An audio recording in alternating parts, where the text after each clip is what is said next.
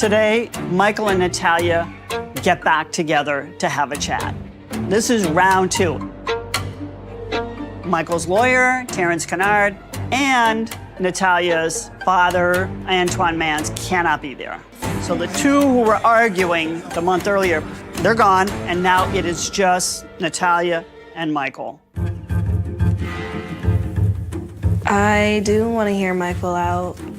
Like, I'm kind of expecting the unexpected here. I think I'm just really nervous about what he says and how it'll affect me. I have a lot of questions, and all I'm asking is that you should just answer them.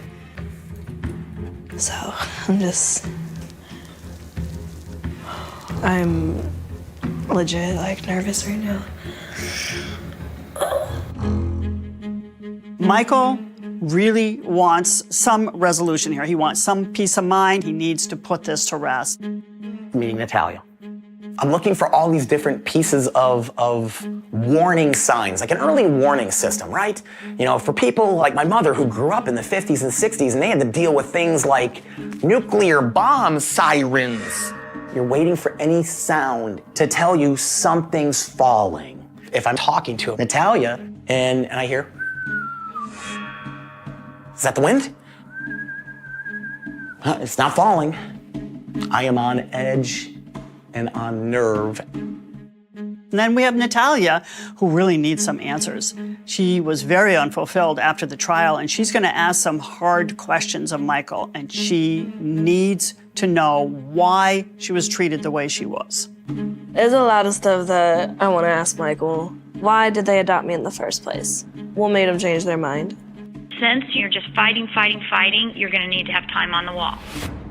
Why didn't he step in when I was fighting with Christine? Like, why didn't Michael defend me? Why didn't Michael even just take me out of there? Of course, Natalia wants answers, but she's running a risk here because Michael has triggers. I tried. No! Leave me alone! Is she running the risk that he's gonna get up and walk out again? But you have to fight to get to the truth.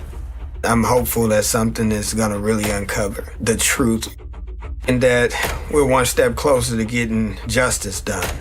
I don't view Natalia as a devil, but I also don't view her as an angel. There's something sinister about her. Everywhere Natalia has been, drama follows. Everywhere Natalia has been, families have been in upheaval. My opinion, Natalia is a very damaged person who will hurt others before the proverbial they hurt me. This is an opportunity for Natalia that she's never had, to sit down as an adult and ask questions of Michael, and she gets to try to hold him accountable for what happened to her years ago. Michael, whatever you gotta say, go ahead and say it. I'm just praying that it's actually the truth. Given what happened the first time Michael and Natalia got together and he stormed out, anything could happen this time.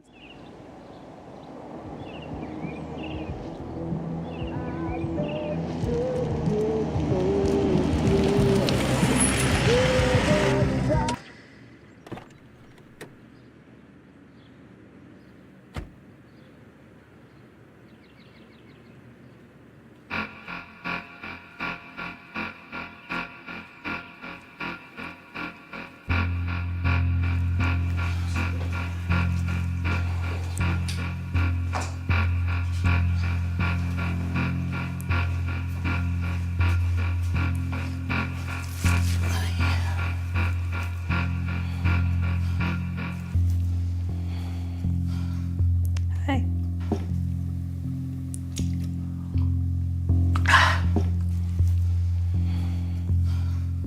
Hi, Vay. So where were we?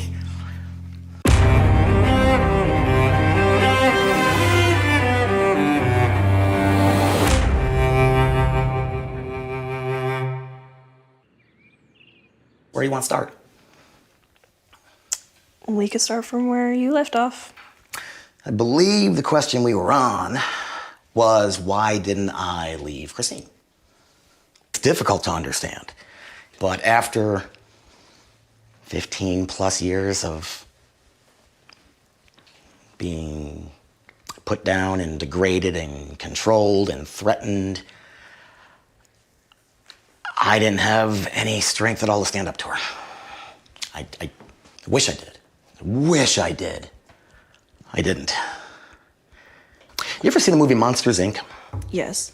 You know how the same monster goes through bunches of doors and Yeah. all these kids around the world have the same monster, but they don't know it? We had the same monster, and we didn't know it. For years.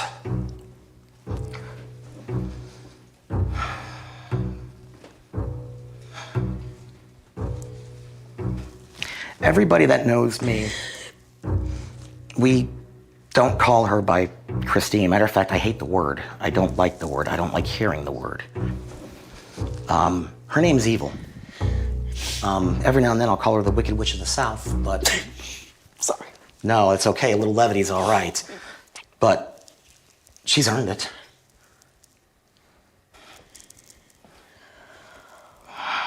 We had the same monster, and we didn't know it. For years. From the second interview Michael gave us, he was blaming Christine for a lot of the dysfunction in the household. Christine was the purveyor of the word abuse. Controlling, manipulating, brainwashing. Her nickname is Evil, and she's earned every letter. And he's continuing to do that in this conversation. And Natalia's bonding with him a little bit. You know, they're having their little trauma bonding, that they were both abused by Christine in different ways, but they were both victims of Christine. So you can see that. You can see her warming up a little bit to him. What do you know that Christine did to me? I know some things. Other things I just learned. And then this is gonna sound silly. I'm afraid of what I don't know. Like, I know a little, I don't know a lot. What do you know? It's a very long answer. I mean, that could take us a week. Just the highlights. Golly.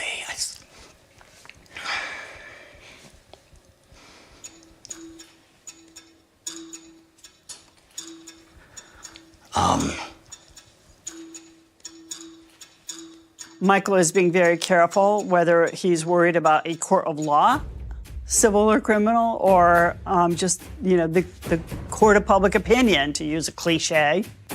It just seems like he's been advised by his attorney to steer clear or not admit any kind of liability or incriminate you in any way. I'm so afraid of the things I don't know about. And I don't want to know the things I don't know about because I know they're all terrible. And I'd rather just not know that there's such horrible things in the world. But life doesn't give us those opportunities. The only chance I have at an okay future, and maybe you've got a little of this in there too. If all of us, if everyone just stands up and says, this is what happened, this is what she did. If we do it all at the same time. She can't scream and lie her way out of it. He's continuing to deflect. You gotta wonder, because his lawyers were always present at all the interviews, including that first sit down with Natalia that lasted only minutes. His lawyer, Terrence, is smart. He may have advised Michael how to pivot away from an answer and, you know, deflect it to Christine. You got this. I do. It's a brilliant deflection. But that's not being evasive. My experience with Michael, I absolutely think he suffers from PTSD as a result of his marriage.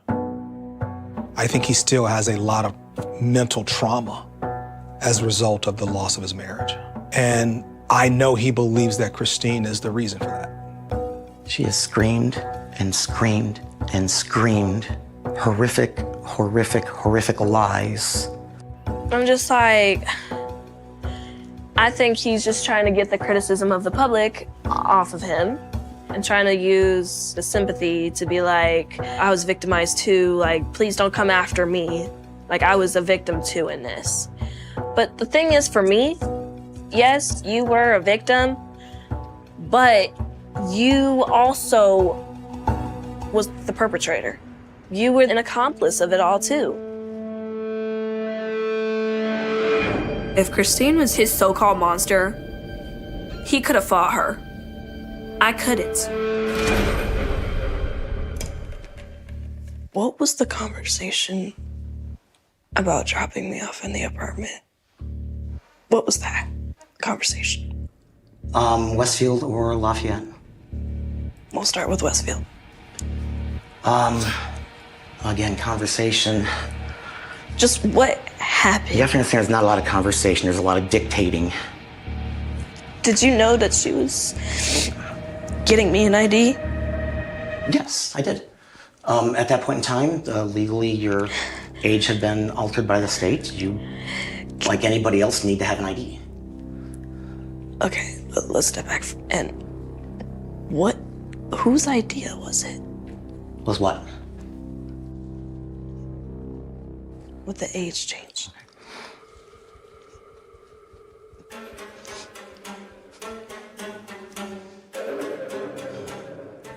I did tell all these guys we're not getting into that subject. Why can't you say it? Did you guys not Yes. cover these parameters? I know. You know me. Not a good idea. I'm just gonna step outside for 1 second.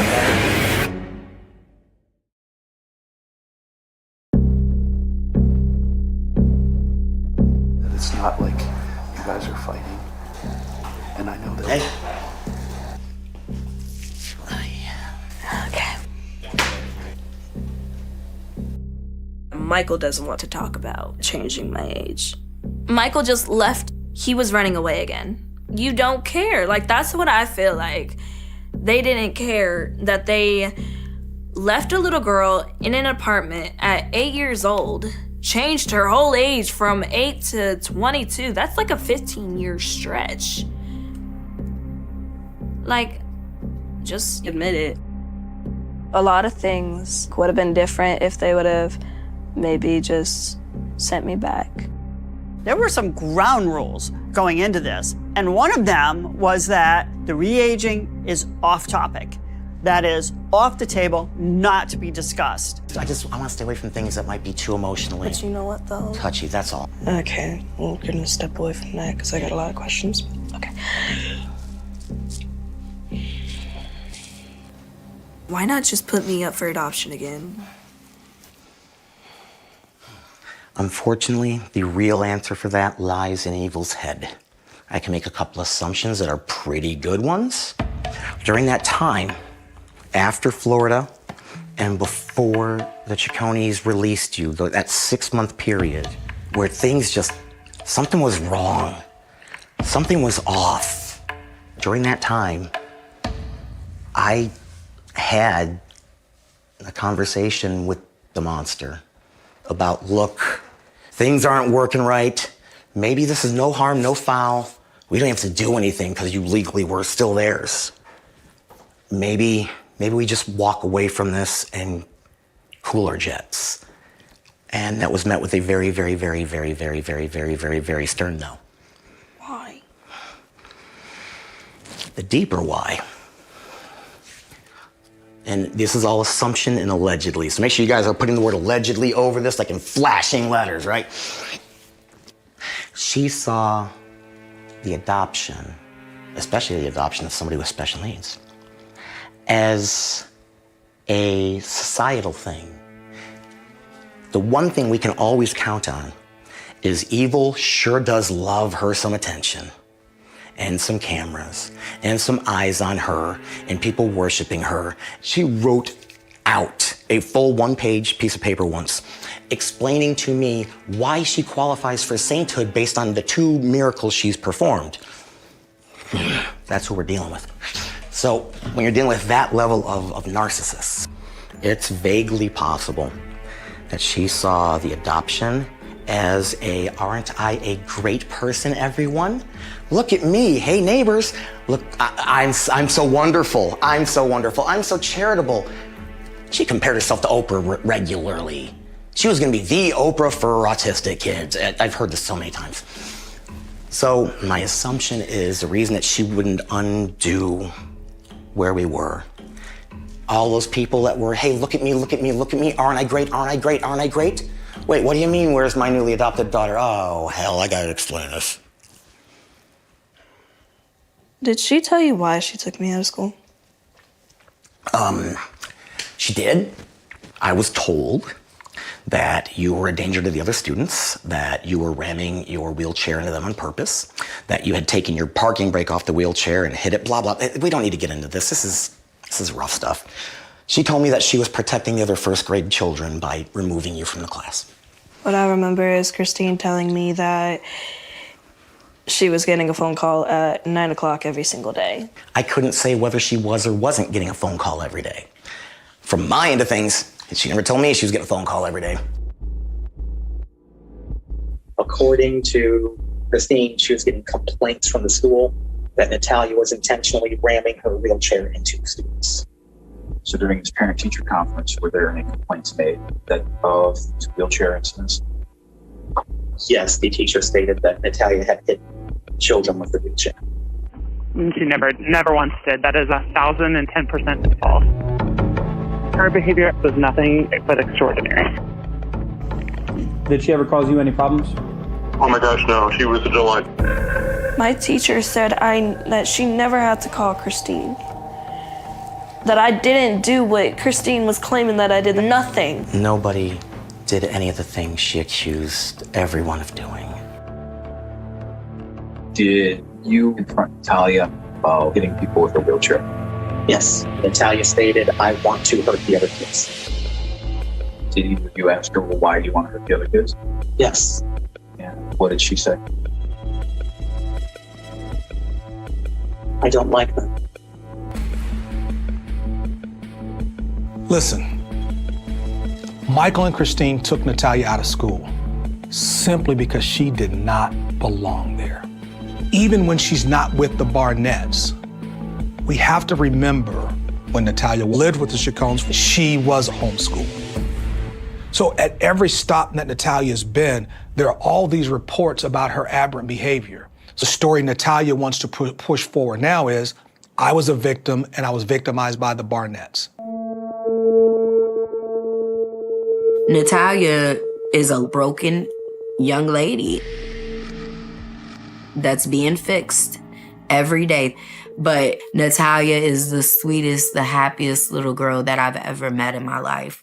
Like, and for everything she's been through, I just can't say it enough how bright she is, how smart she is, how happy she is, how thankful she is, how much she loves God. Has Natalia ever been violent in your house? I would say she has been violent in a typical way, like most kids do. You know, most kids fight, most kids argue, but nothing unusual to where there was just crazy unrest in that sort of way. There was nothing dangerous about Natalia at all. Absolutely not. And then here's the big butthead of everybody's lives. See, and there she goes, being a butthead, not even listening. Okay, this is something I don't want to say, because I think it might make her feel bad, and she's already felt bad about it, and then it's like... Okay, I'll only say it if you don't tell her. She bit me when I was a baby. But the thing is, she didn't know any better. I mean, she did, but she said it was like when she was 10. And she didn't really know.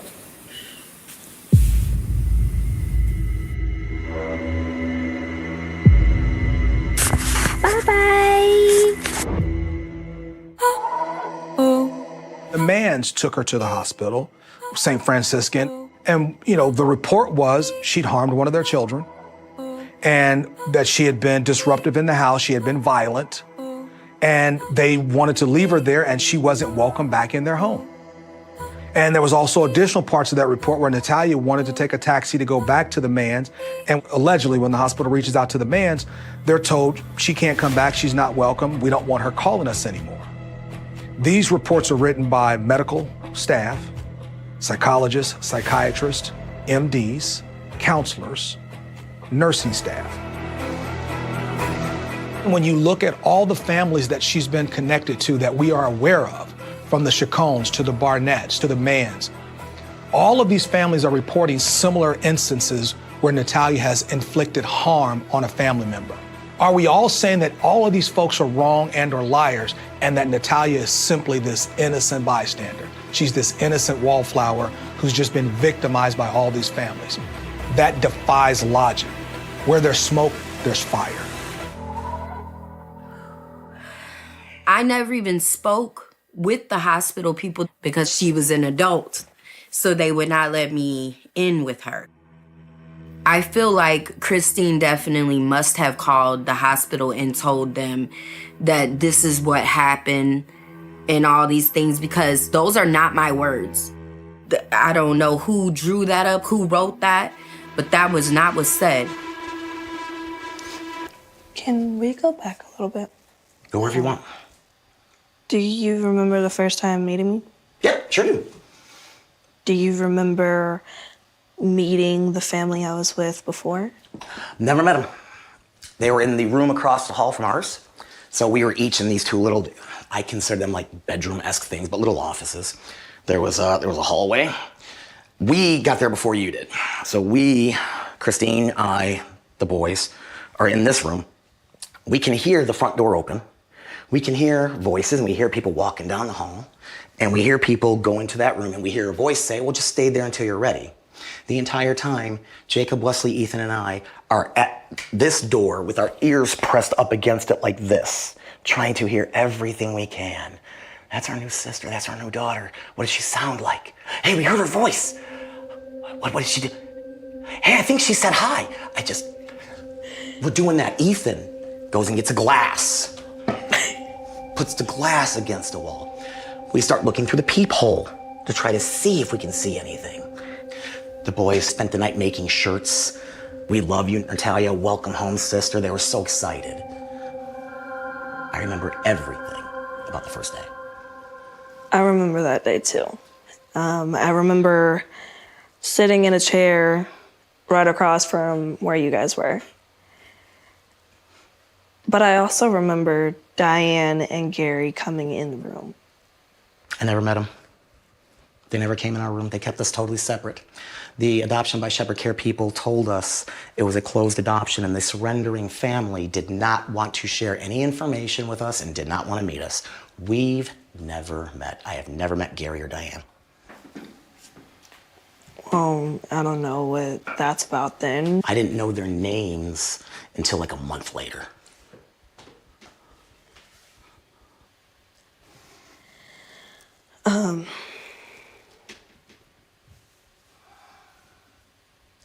I remember Diane and Gary came out and they told me that you guys wanted to see me. But they never came in our room and talked to us. They came in, dropped you off, came back out, talked to the people, and gone. Natalia's 6. Does she really remember? It's an event, though, that, she's meeting new parents that she really might remember. She's leaving the old and meeting the new.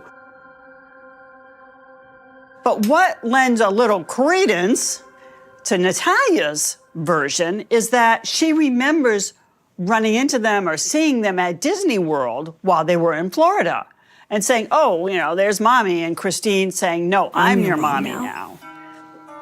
That's really important. Like, that is a kind of little fact. Like, why would she make that up? I mean, that, to me, has a ring of truth. Michael's adamant that he didn't even know the Chacon's name for a month that this was a closed adoption, but we know he and Christine had Natalia's medical records, and the Chacones' names were in the medical records from the time they adopted her. And we know that because the prosecutor told us that. Jackie Starbuck told us that. So I don't know why he insists upon continuing to say it was a closed adoption. So somebody's mistaken or lying.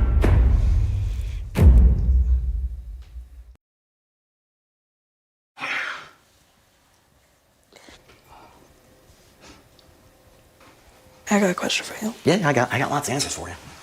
You might not like all of them, but I got them. I mean, look, what you gotta say, I'm gonna hear it, okay? Do you remember putting a lock on my door? Yes. The latch, Yeah. we were actually told to do that by the doctors. Do you remember what happened while you were putting the lock on the door? Nope. So you didn't realize that Christine was hitting me or At that hitting moment, me with a belt and letting the boys hit me and letting Jacob drop me? You didn't. No. Things relating to Jacob. I didn't learn until 2 years ago when Jacob came back. And I just started to learn those things. He and I have been trying to figure out how to mentally come to terms with things that she forced them to do. He is so sorry. He is so sorry. And I have to keep reminding him over and over and over when we talk about this. He was a child who was being forced to do it. And it wasn't him. In the last 3 years, Jacob and I have probably cried together over 100 times regarding this incident or that incident or this incident.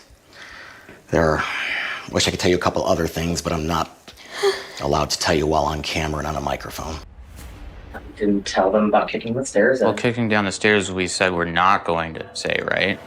Yeah. My plan going in today was to not tell them that. And furthermore, I understand that there could be legal recourse to that. And then, I'm not really looking forward to being subpoenaed. You can't be subpoenaed. You were a minor. Oh, okay. Some people took issue with the airing of this off-camera conversation that Michael and Jacob were having seemingly private until they realized it's a hot mic. But it was very revealing, and it's important to get to the truth. Minor? And no danger whatsoever. It shows Michael was aware of the statute of limitations, and this corroborates Natalia when she says she was beaten. But what's really revealing about it to me is that they chose incidents to talk about and left things out. Michael's in control. There's a lot of crossed lines of who did what and when. Everything that Christine has ever said or claimed, just assume is a lie. The way Michael is talking is just like last time. He made it about himself and pretty much blaming everything on Christine. I'm here to hear Michael out. I want Michael to know how I feel about this. I want everybody to know exactly how this affected me. I want him to know what he did was completely wrong. How did you even feel when Christine was beating me? Or I will tell you specifically how I felt. One day I come home from work, and you know already what the air at home was. And I came in, your nose was on the wall in the kitchen. And Christine got up, and she just looked at me. Back your wife up. And she went and grabbed you off the wall, and she yanked you pretty good. You're over there, and she gets you to here. Stay out of my way or you'll never see your sons again. And she launches you on the ground, and the usual, who are you? Where have you been? And she's wailing. So I'm stunned from what's going on. I'm shocked. I'm frozen in fear. And I know for a fact, if I do anything, I never see Wesley, Ethan, or Jacob ever again. And I hate to put it to you in that fashion, but I just wanted to have my family all together. So I start recording it.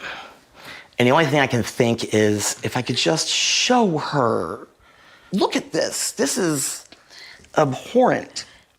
I'm just thinking maybe I could just show it to her and she'll see how bad she is and she'll stop.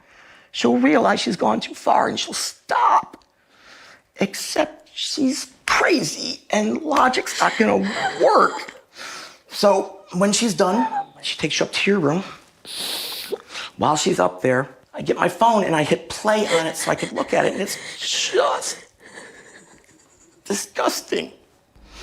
Unfortunately, while I'm looking at it, she showed up right behind me. And if I ever want to see my kids again, I have to reset my phone right now in front of her and delete everything. Michael again was making up excuses. That really hurts. And instead of being a dad, he was a coward. To me, Michael is guilty because he let it happen.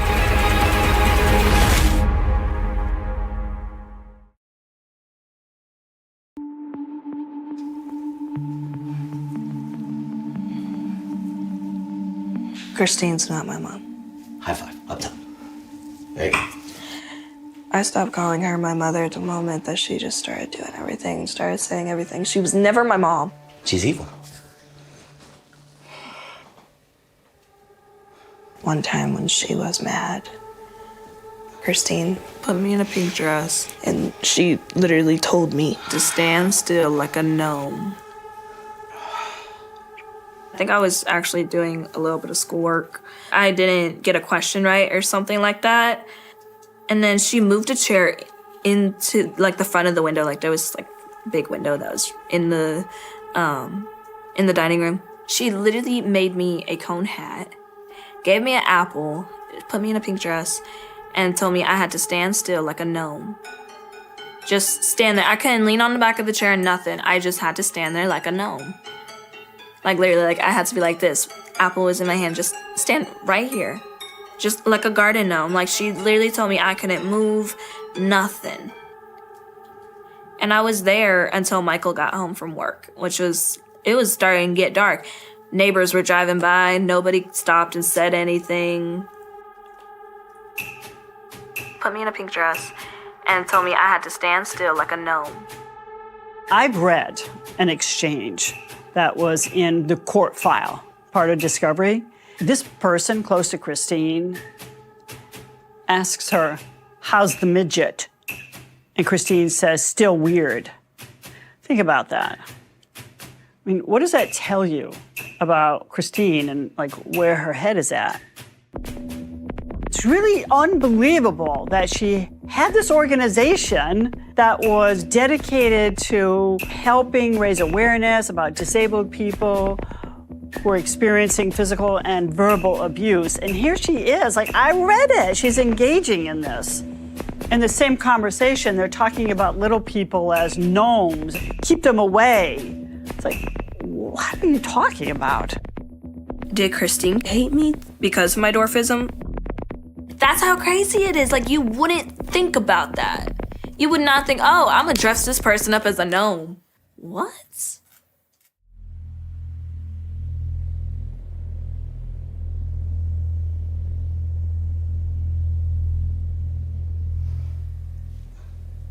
I think Natalia had a very rough upbringing. However, at some level, Natalia has to be aware and accountable for her own behavior. When we look at the reports from the LaRue Carter Hospital, there's a central theme to all of this. And that theme has to do with sexual promiscuity. There are third-party accounts of these reports. While Natalia was at the state mental hospital, Christine and I had gotten phone calls from LaRue Carter after a while. She is propositioning men who are mental patients for sexual activity. And it's disturbing them, and she can't be here. Those are the exact words. She was on the table, and there were a bunch of male patients there, and she was talking to them about being a boyfriend.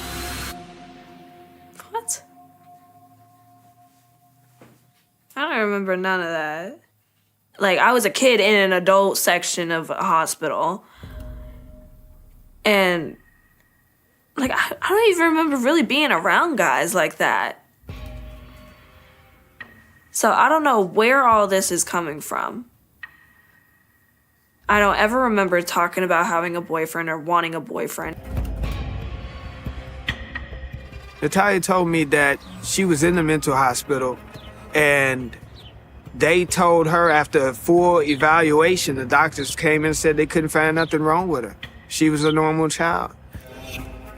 But as far as acting out in other ways, she could have been acting out for attention. I mean, she was a child. She probably wanted to get attention however she could. You know, she could have been acting out to make friends. She could have been acting out to get some adults that seen her to realize, hey, I'm struggling here. Like, I don't know what to do on my own. So, like, if there is a possibility that I did say sexual comments, I probably heard that from somebody. Because I was really little, and I was at that stage where, like, not understanding what it is, but I want to say it because I heard somebody else say it, so I'm thinking it's okay to say it. The truth is that I feel like I got exposed to sexual stuff at a really young age. And the fact, like, Christine tried to set me up on a date at 7 years old with a grown man. Who knows what could have happened?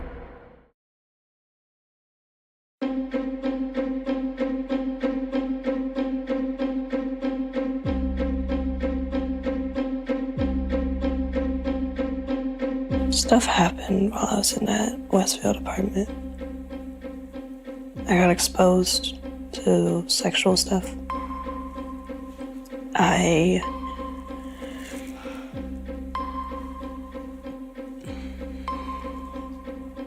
Christine never taught me how to take care of myself.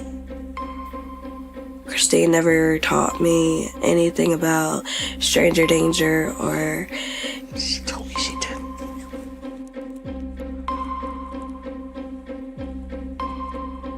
Did you know that she was putting makeup on me?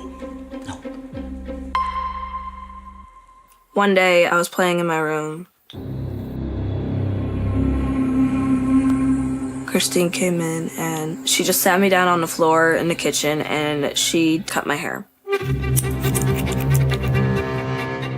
She cut it off all the way to like right here, like shoulder length. And then I remember Christine did my makeup. Did you know that she was trying to make me look like an adult?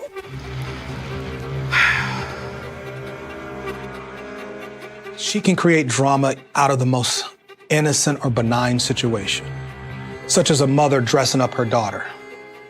You have Christine Barnett doting over her only female child.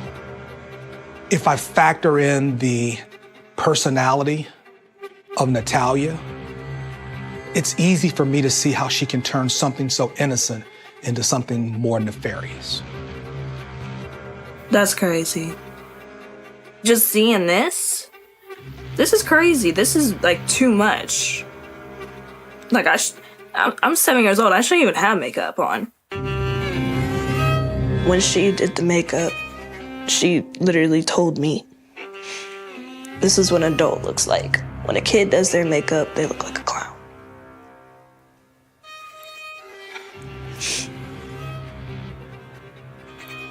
Did you know that she was sending him to a guy trying to get me put on a date? No.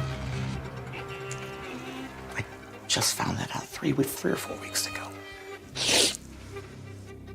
It sounds like Christine may be, wanting to take pictures of her to send to Freddie Gill or whoever she's trying to set up Natalia on a date with. Thank God Freddie told Christine, absolutely no way. Christine tried to set me up with a guy when I was 7 years old, with a grown man. What if the guy raped me? Like, he could have did anything. He could have kidnapped me, could have murdered me. When she did that, you were in the Westfield apartment, right? No, I was still in the house. You were still in the house. No, I didn't know that. Did you ever have to speak to any of these people or meet any of these people? No, I don't remember talking to anybody. I didn't even know that she was doing that until I found out when I was 2019, maybe. Michael doesn't know anything about this, apparently. That may be true. I do believe that there are things that went on in that house between Christine and Natalia that Michael's unaware of. I'm sorry that was your experience. So it's possible he didn't know and that he's hearing it for the first time, because he seems pretty sincere and apologetic. I'm sorry that they didn't have the wherewithal to press the right charges in the right place. Like, they can still get her right now if they wanted to. And again, he is a good salesman. Michael is an accomplice to the monster because he went along with everything that Christine said. I have had nightmares. I have cried myself to sleep for years after. And nobody listened.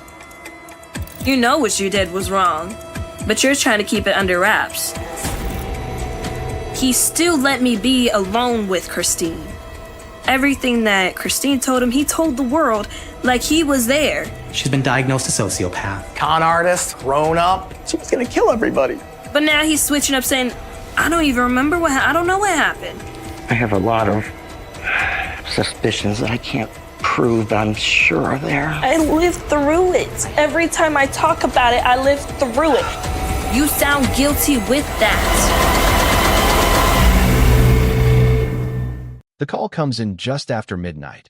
Not loud, not frantic, but heavy. The kind of call that carries a weight before a single word is spoken.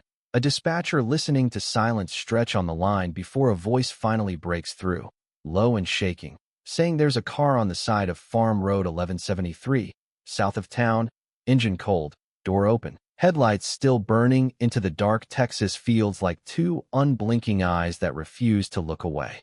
The year is 2004. The place is a nameless stretch of land outside a small Texas community where nothing ever really happens, where people lock their doors more out of habit than fear, where everyone knows everyone else's truck, everyone else's dog, everyone else's business, and where a scene like this doesn't just interrupt the night, it scars it. Deputies arrive to the smell of dust and cut grass, the sound of insects buzzing in the heat, the car sitting there like it has been abandoned mid-thought, purse on the passenger seat, keys still in the ignition, radio frozen between stations, and no sign of the woman who was supposed to be driving it home. Her name is spoken quietly at first, then louder as officers make calls, knock on doors, shine flashlights into ditches and tree lines. A name that belongs to a woman who never missed work, never stayed out late without telling someone, never vanished into thin air. By sunrise, the community knows. By noon, the word missing is everywhere. By nightfall, fear has settled in, thick and unspoken, because people are starting to realize this isn't a breakdown. This isn't a wrong turn. This isn't a misunderstanding that will be cleared up with a sheepish phone call. This feels deliberate. This feels wrong.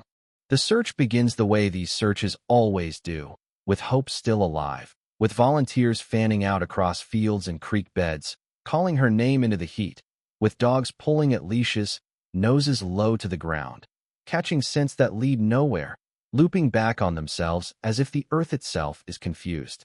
Helicopters pass overhead, chopping the sky into pieces. News vans arrive and set up their cameras, microphones pointed at trembling lips, neighbors saying the same things over and over again. She was kind, she was quiet, she wouldn't just disappear.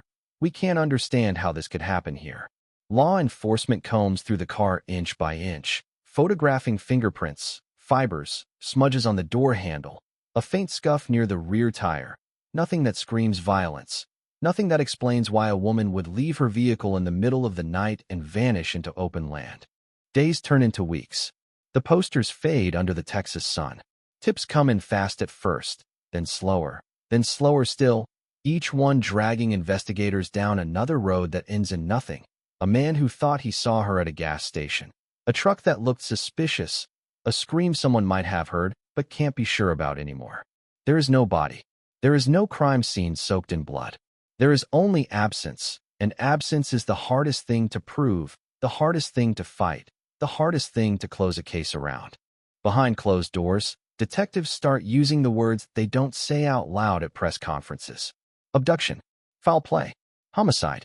They build timelines from credit card receipts and phone pings, trying to map the last ordinary hours of a woman's life, the last mundane choices she made, the route she always took home, the familiar roads that should have been safe.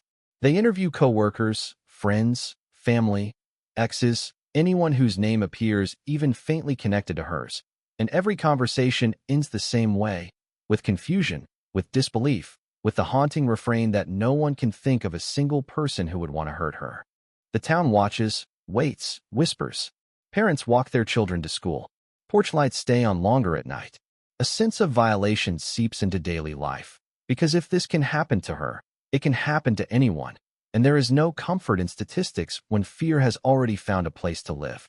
Every empty field starts to look suspicious. Every unfamiliar car draws a second glance.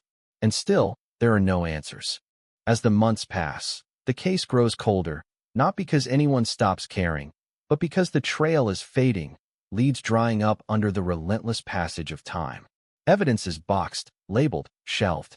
Detectives are reassigned. New cases come in, loud cases, obvious cases, cases with bodies and witnesses and clear lines to follow. This one becomes a file, thick with paper but thin on truth, a cold case in everything but name. Years later, the word cold case is spoken out loud for the first time in an official capacity, a quiet admission of failure, a promise that sounds hollow even as it's made. We'll never stop looking, we'll never forget. The family hears it and feels something close to betrayal, because to them, nothing is cold, nothing has cooled. The loss is as sharp as it was the first night the phone rang and she didn't answer. Birthdays pass. Holidays come and go. An empty chair becomes a permanent fixture at the table. Hope shifts shape, no longer expecting her to walk through the door, but desperate for something, anything, that will explain why she never did. The case sleeps for a long time, but it never truly dies. It lingers in the background, in the minds of investigators who can't quite let it go, in the community's collective memory, resurfacing every time another woman goes missing, every time another cold case makes headlines somewhere else. And then, nearly 20 years later, something stirs. It starts small, as these things often do, with a review of old files prompted by new technology, by advances that didn't exist in 2004, by databases that can now connect dots once thought too distant to touch. Evidence is pulled from storage, reopened under brighter lights, examined with tools that promise clarity where there was once only guesswork. A fingerprint that meant nothing then is scanned again. A partial DNA profile is run through systems that didn't exist when the car was first found on that dark road. And this time, the computer doesn't come back empty. A name appears on a screen, not definitive, not confirmed, but enough to make a room go quiet, enough to make seasoned detectives exchange looks they haven't shared in years. The killer identified, the headline will later say, but inside the investigation, the reality is messier, more fragile, a possible match, a person of interest emerging from the shadows of 2 decades, tied to the area, tied to a history that suddenly looks different in the light of this case. The community reacts the way communities always do when the past comes crashing into the present. Shock, denial, anger, questions. How could we not know? How could he live among us? How many times did we pass him in the grocery store, wave at him at a stoplight, stand next to him at a football game, unaware of what he might be carrying with him? Old rumors resurface. Conversations are replayed in people's minds. Moments that once seemed harmless now feel loaded with meaning. But even as the words killer identified spread, Even as cameras return and reporters speak breathlessly about breakthroughs and long-awaited answers, the truth remains just out of reach. There is no arrest yet, no confession, no courtroom drama to bring this story to a clean, satisfying end. There are gaps that refuse to be filled, questions that grow louder instead of quieter. What really happened after she pulled over? Did she know him? Did she trust him? Was it planned, or was it a sudden, terrible convergence of chance and opportunity? The family watches it all unfold with guarded hearts. Hope and dread tangled together so tightly they can't be separated anymore. They want justice, but they've lived too long with disappointment to believe it will come easily. They know that identifying a killer is not the same as proving a case, that time erodes memories, that witnesses disappear, that evidence degrades, that the past does not like to give up its secrets without a fight.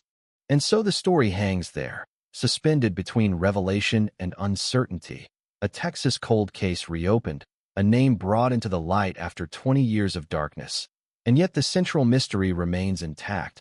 A woman still missing, a night still unexplained, a community still living with the echo of unanswered questions, the kind that don't fade with time, the kind that burrow deeper, waiting for the moment they can finally be spoken aloud and answered, or, if fate is cruel, left to linger forever. Detectives return to the old roads, their headlights slicing through the pre-dawn fog, retracing the path she took that night, noting every curve, every dip in the pavement, every abandoned driveway that now feels sinister in its familiarity, the kind of place where a shadow could hide and go unnoticed, where silence itself becomes suspect. They bring maps, timelines, witness statements, diagrams that once felt thorough but now feel incomplete, inadequate, as if the truth has shifted somewhere beyond reach. The land hasn't changed much, but it seems different now, heavier, watching, as though it remembers what happened, as though it wants to see justice done before it will release the story it has held in its soil for 20 long years. Investigators talk to anyone who might have seen her, anyone who might have seen him, because the name that appeared in the database, though not conclusive, demands attention. Former neighbors, old friends, co-workers who have moved away, people who have changed, aged, forgotten details they didn't think mattered, all become threads in a tapestry that must somehow reveal a pattern that has been hidden in plain sight all along. They review phone records, credit card transactions, emails, looking for connections, for coincidences that might now make sense, things that seemed trivial at the time but now pulse with significance. One phone call in the early evening, a transaction at a convenience store she almost never visited, a man mentioned casually in a conversation long ago. Each piece is pulled forward, examined under a microscope, cataloged, questioned. Investigators grow obsessive, caught between the frustration of decades-old uncertainty and the rush of a breakthrough finally appearing on the horizon. It is a delicate balance. Move too fast, and the fragile threads could be lost. Move too slow, and the trail could grow cold again before it can be solidified. Meanwhile, the community watches with a mix of hope and trepidation. Newspaper articles, online forums, social media posts, all dissecting the old photographs, the grainy snapshots from 2004, trying to recognize faces, places, patterns. Old friends and neighbors speak in hushed tones, exchanging recollections of subtle oddities, things that didn't seem like much at the time. A van parked too long, a man asking too many questions, a glance that lingered too long. Rumors resurface, amplified by memory and fear, some accurate, some wildly speculative, all contributing to a sense that the town itself is reopening, revisiting its past, confronting the shadows it once ignored. It is a strange feeling, collective anxiety and anticipation tangled together, as if the town itself holds its breath while the detectives piece together fragments of history into something that may finally make sense. Forensic teams are called in, dusting old evidence that has been stored carefully, yet inevitably degraded over years. DNA swabs that once returned nothing are analyzed again with new techniques, fibers compared with state-of-the-art microscopes, trace materials reevaluated for connections to the newly identified suspect. Every minute detail is scrutinized, the scuff on the car's rear tire, the smear on the door handle, a partial footprint in the dirt near the roadside. Each becomes potentially vital, a puzzle piece that could finally create the picture the community has been craving, the image of truth that has remained just out of reach for 2 decades. The work is painstaking, repetitive, but it carries the electric tension of a story inching toward revelation, a story that has haunted those involved since the night it began. Meanwhile, family members are caught between hope and fear. They read every report, watch every press conference, listening for any sign that the mystery they have carried with them for 20 years is finally being solved. Each update is a roller coaster of emotions, elation at a possible lead, despair when it hits another dead end, frustration at the slowness of progress, anger that justice has been delayed for so long. The absence of closure has become a constant companion, shaping relationships, altering routines, leaving invisible scars. And now, with a name emerging from decades-old data, those scars are pressed again, reopened by the possibility that answers, and perhaps justice, may finally be within reach. Detectives consider motives, building psychological profiles of the suspect, looking at patterns of behavior, prior incidents, interactions that seemed innocuous at the time, but now could reveal a predatory pattern. Interviews with past acquaintances, neighbors, co-workers, anyone who might shed light on his character are meticulously planned, carefully executed. The investigation is a careful dance between urgency and patience, between the need to act and the need to ensure accuracy, because after 20 years, any mistake could destroy a chance at the truth, could undermine the fragile bridge being built between the past and the present. Every statement is recorded, every alibi cross-checked, every inconsistency noted, because in cases this old, even the smallest discrepancy could be the thread that unravels the mystery. As the investigation deepens, strange coincidences and anomalies emerge, small details that previously seemed insignificant now pulse with meaning. A neighbor's recollection of a truck passing slowly on the night she disappeared. A fleeting sighting of a man near the area that no one thought much of at the time. A message left on a phone that went unnoticed, a credit card swipe at a location miles from her intended route. Each clue carries weight, and the detectives sift through them carefully, aware that decades of memory distortion, fading recollections, and lost evidence make interpretation perilous. Yet the tantalizing possibility of uncovering the truth drives them onward, each fragment a step closer to a picture that has remained incomplete for 20 years. Community meetings are held. Volunteers revisit old search areas, the emotional toll of reopening a cold wound evident in every conversation. People recount memories, some vivid, some foggy, all layered with the weight of fear, regret, and unresolved grief. The town collectively confronts the unsettling realization that the darkness that touched one life could have easily touched another, that what was once thought impossible is now a reality they must reckon with. The streets feel different, familiar yet fraught with tension, each passerby a potential witness, each house a reminder of the woman who disappeared so long ago. Conversations in coffee shops, over fences, in grocery aisles, echo with the unspoken question, how could this have happened right here, and could it happen again? Meanwhile, investigators push forward, combing through records, surveillance footage from businesses that existed then, reports of suspicious behavior that were filed but never followed up on, minor incidents that were filed under unrelated categories, all now reconsidered in light of a potential suspect. Every detail is magnified, every fragment of information reinterpreted, because in a case this cold, the difference between truth and assumption is razor thin. Patterns begin to emerge, subtle connections that hint at a method, a plan, a glimpse into the mind of someone capable of vanishing a person without leaving behind a trace that could be definitively linked, until now. The pressure mounts on the investigation team as media coverage intensifies. National attention brings scrutiny, questions, and speculation, adding a layer of complexity to an already delicate operation. Detectives are careful with information, balancing transparency with the need to protect the integrity of the case. Every press briefing is choreographed, every statement weighed for impact, because public perception can shape the course of an investigation, influence witness cooperation, and even affect potential jurors if the case eventually reaches trial. The tension between revealing hope and preserving strategy is palpable, a tightrope walk over 2 decades of unresolved mystery. The family remains vigilant, their lives temporarily reopened to the chaos of uncertainty, their grief reignited alongside the flicker of possibility. Sleep is disrupted by news alerts. Conversations revolve around every new lead, and hope, tentative yet persistent, begins to thread itself through their daily existence.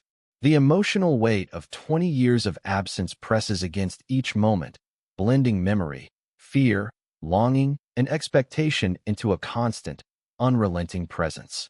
And even as hope grows, so too does the shadow of fear, the knowledge that time has worn down witnesses, blurred recollections, and complicated the pursuit of absolute truth. As the investigation continues, the suspect's background is dissected, previous arrests, patterns of travel, employment history, social connections, anything that might link him to the missing woman. Investigators review his movements in 2004, cross-referencing locations, times, and potential interactions with the victim. The process is meticulous, slow, and exhausting. Yet each new insight, however small, builds upon the last, creating a mosaic of possibility that the community clings to, desperate for clarity, desperate for justice, desperate for closure after 2 decades of silence and speculation. The early morning sun casts long shadows over the stretch of road where her car was found, turning ordinary trees into looming sentinels, ordinary fences into barriers that seem designed to hide something terrible, and ordinary fields into traps for memory and imagination alike. Detectives return again and again, boots pressing into soil long hardened by years of heat and drought, eyes scanning the horizon for any overlooked clue, ears straining for sounds that might indicate what happened 2 decades earlier.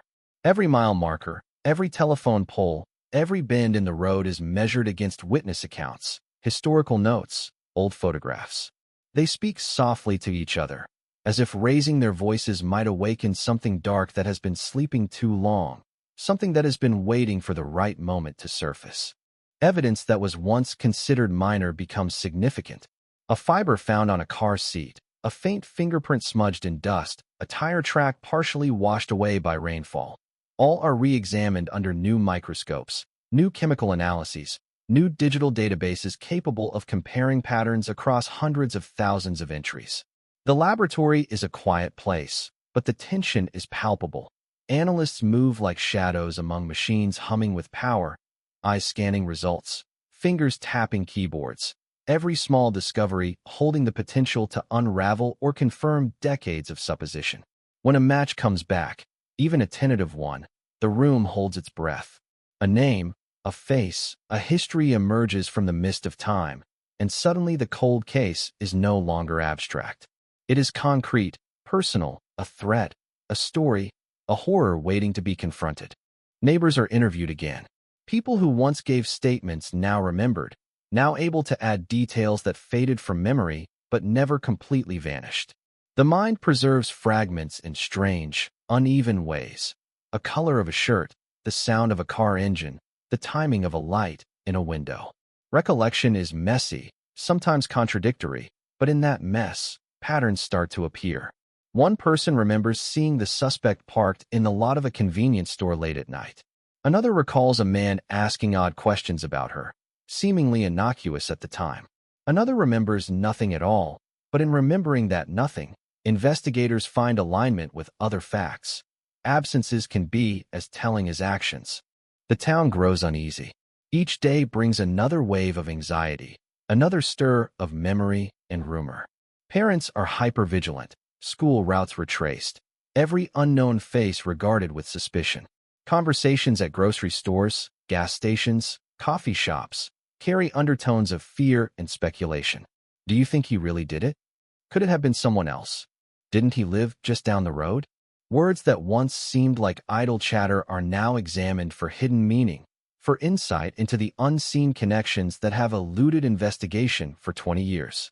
The community, once quiet, is now alive with tension, with the kind of electric nervousness that comes from realizing that the darkness you thought was past may still be present, just beneath the surface.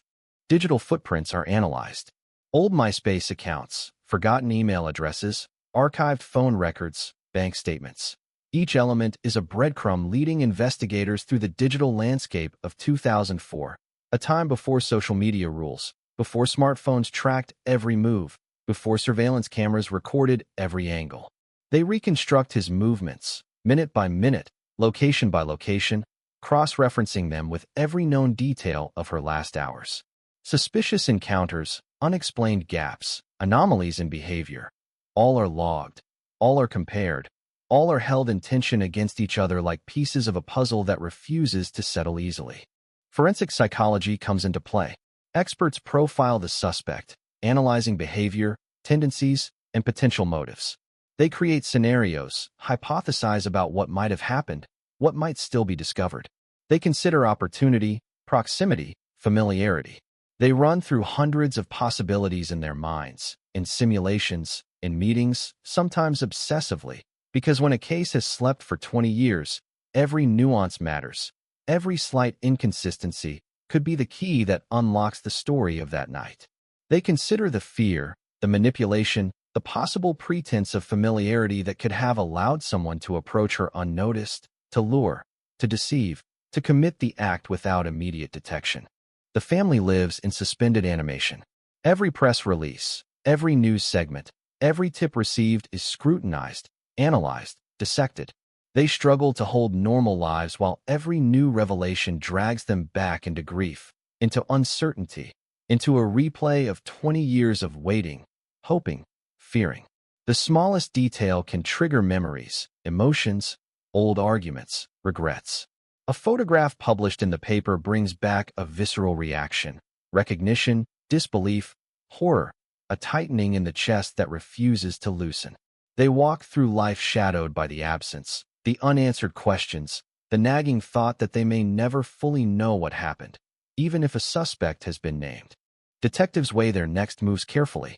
Surveillance is considered, interviews with associates of the suspect, background checks, revisiting old crime reports for patterns. Every potential misstep could compromise a case that has already stretched across 2 decades. They proceed with caution but urgency. The clock is not against them. The victim's absence has been the clock, measuring out 20 years of unanswered questions. But they know public attention is fleeting.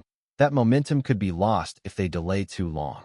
And so, every action is calculated, deliberate, informed by years of experience, but shadowed by the uncertainty that always comes with reopening a cold wound.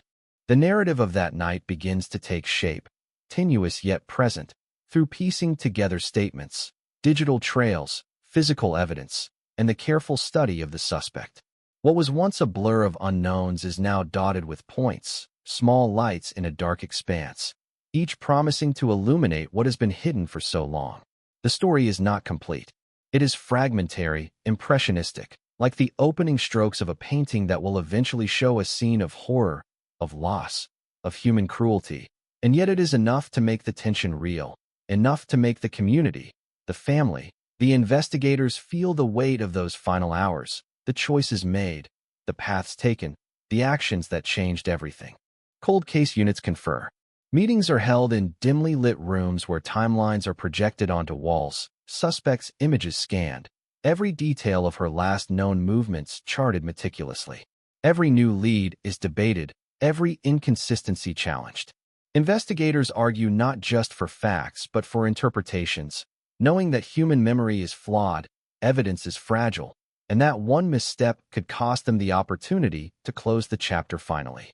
Each day, the case grows more alive, more insistent, like a ghost that refuses to rest, demanding attention, demanding answers, demanding recognition that the story is unfinished, unresolved, still pulsing with life despite the years.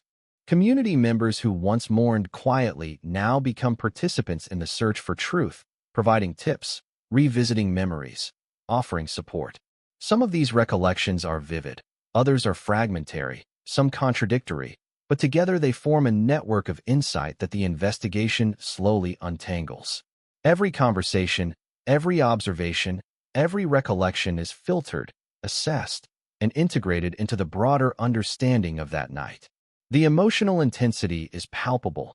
Hope, fear, guilt, relief, anxiety, all blending together as the story inches forward from shadow into light, from uncertainty into possibility, and yet the ultimate conclusion remains just out of reach.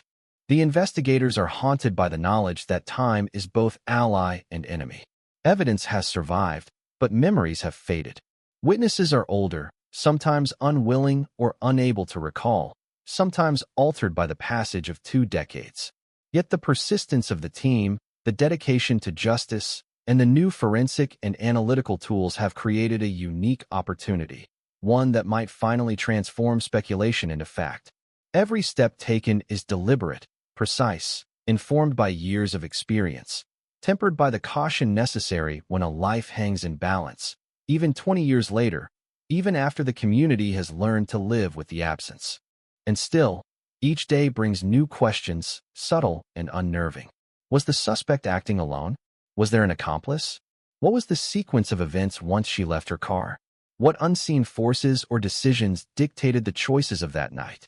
Investigators trace possibilities, imagining scenarios, reconstructing paths, reviewing behaviors, cross-referencing every shred of data. The pressure is immense, the stakes impossibly high, and yet each tiny connection, each small revelation, reinforces the sense that answers, long denied, are finally approaching, like a distant storm moving inexorably closer, threatening to break open the years of silence and uncertainty with one decisive, terrifying force. Night falls over the Texas plains, the sky turning a bruised purple, and the landscape that once seemed ordinary now feels like a stage set for a story that refuses to end. Every fence post a potential clue, every wind-blown scrap of paper a fragment of memory, every rustle in the grass a reminder that the past is not as silent as we hope. Detectives drive the route again, headlights carving long, sharp paths across the fields, tires crunching gravel that hasn't changed in 20 years, every mile a careful dance between familiarity and fear, as if the road itself holds the answer but will only reveal it to those patient enough to notice the subtleties, to read the texture of time itself in the dirt and asphalt. They pause where she was last seen, look at the horizon, imagine the possibilities, and feel the cold bite of uncertainty settle into their bones. Because no matter how sophisticated the technology, how extensive the investigation, how exhaustive the interviews, some parts of the night remain unknowable, some truths stubbornly hidden beneath layers of memory, assumption, and the inexorable march of time. Family members revisit old routines, places they once avoided, now forced to confront spaces charged with absence. Grocery stores, parks, schools, each location a silent witness to history, each wall, each bench, each street lamp a repository of what was and what might have been. They remember the mundane moments that have since been haunted by loss. Her laughter in the kitchen, the way she adjusted the rearview mirror before a long drive, the smell of her favorite perfume lingering on a coat.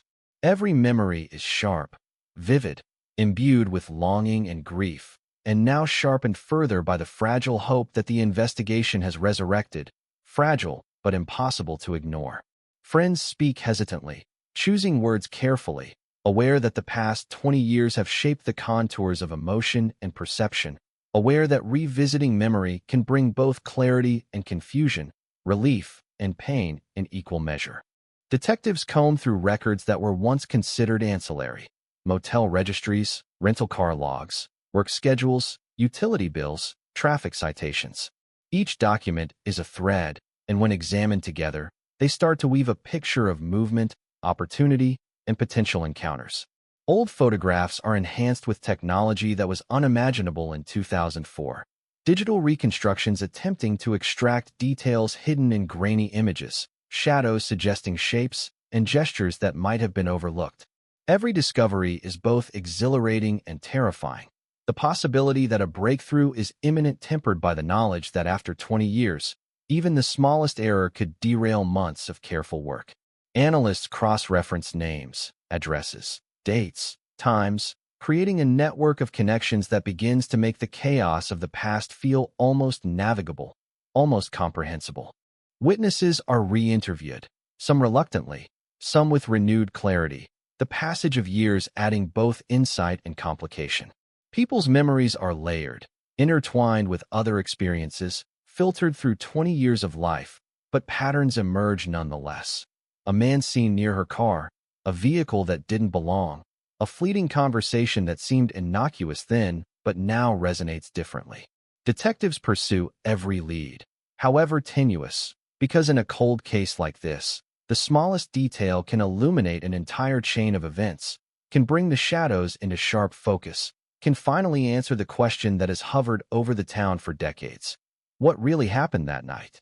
Each conversation, each recollection, is logged meticulously, every nuance recorded, analyzed, and placed within a growing matrix of possibilities that demands attention, focus, and patience.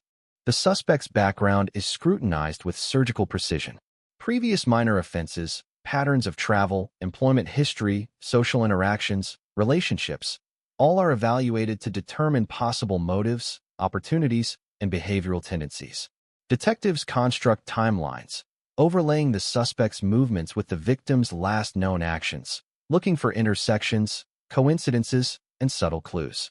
Each piece of evidence is placed within a broader narrative, the mosaic of human behavior slowly taking shape under the scrutiny of investigators who refuse to be deterred by time. The intensity is palpable. The weight of 20 years of uncertainty presses on everyone involved, from seasoned detectives to junior analysts, from family members to community volunteers. The pressure is suffocating, yet it fuels determination, the singular desire to turn decades of unanswered questions into a narrative that finally makes sense. As media attention intensifies, the town braces itself. Reporters arrive, cameras flashing, microphones poised, chronicling developments in real time, amplifying both hope and fear.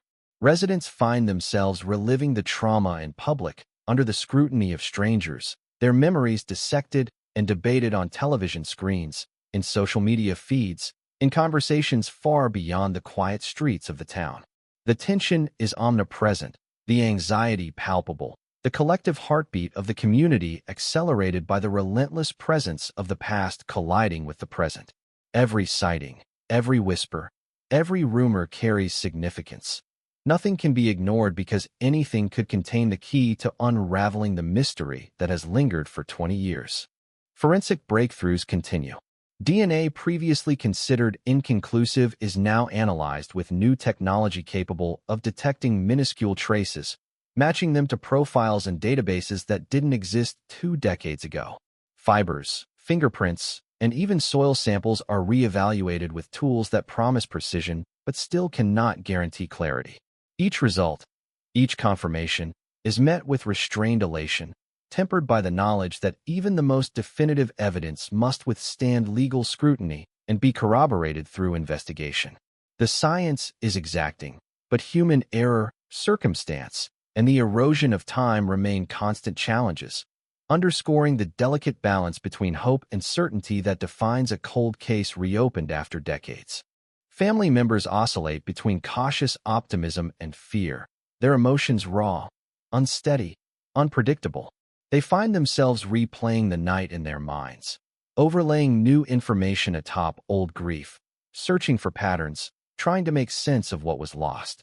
Sleep is fractured, conversations are tentative, laughter is tinged with apprehension, and every knock on the door, every unexpected call, carries the weight of possibility. 20 years of absence has created an emotional landscape both familiar and treacherous, and now the faint glimmer of progress adds both relief and renewed pain, a reminder of what has been endured and what might finally be revealed. Investigators revisit the scene repeatedly, walking the roadside, noting impressions, revisiting environmental conditions, evaluating sight lines, angles of light, sounds carried by the wind. They analyze the terrain as it existed in 2004 and as it exists now, searching for changes, anomalies, or remnants that could provide insight.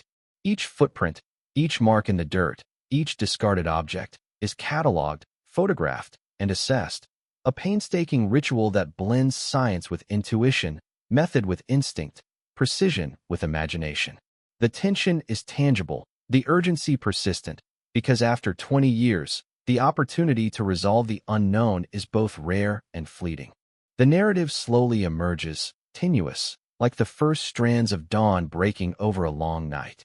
Evidence, testimony, and memory intertwine, forming a web that is intricate, fragile, yet increasingly coherent. The detectives follow this web cautiously, aware that a single misinterpretation could unravel years of work, aware that human lives, reputations, and emotions are at stake. Yet the momentum builds, each piece of the puzzle leading inexorably toward answers, toward the confrontation with a reality long obscured, toward a moment when the shadows of uncertainty may finally be pierced by the sharp light of discovery. The day begins with a low, heavy heat pressing down on the town, the kind of oppressive sun that makes even the smallest movements feel deliberate, that turns asphalt into glass and casts long, unforgiving shadows across familiar streets. Detectives return to the car, now a relic of the past, sitting in the same spot, keys long removed, but still heavy with significance. The scene is reconstructed over and over, every angle considered, every possible interaction theorized, as if time itself can be rolled back and observed with clarity. Footsteps, imagined or real, trace paths across the roadside, the rustle of leaves, the distant bark of a dog, the drone of cicadas, all become part of a symphony of subtle details that might finally reveal what happened that night. In the lab, analysts work tirelessly, piecing together fragments of the past with technologies that were unimaginable when she vanished. DNA extracted from long-forgotten swabs is analyzed with techniques that detect the smallest trace. Fingerprints once considered smudged are re-examined with high-resolution imaging, and fibers and residues are cataloged in ways that create connections that were previously invisible. Each discovery is electric, sending ripples of anticipation through the team. One sample links to a vehicle, another to a location, another to the newly identified suspect. Every match brings both excitement and caution. Excitement because it could finally reveal the truth, caution because 20 years of distance can distort certainty, and any misstep could compromise the fragile chance at closure. Community members recount their memories, some mundane, others chilling. A man recalls seeing a figure near the roadside that night, too fleeting to interpret, yet now heavy with potential meaning. Another remembers hearing a scream that was dismissed at the time, its urgency lost in the noise of ordinary life. A neighbor speaks of a car that lingered longer than necessary, a stranger with questions no one asked, small incidents that suddenly feel monumental. Conversations that once seemed trivial are reinterpreted, woven together into a network of human observation, emotion, and experience. The town is collectively reopening old wounds, the air thick with fear, speculation, and the relentless drive for understanding.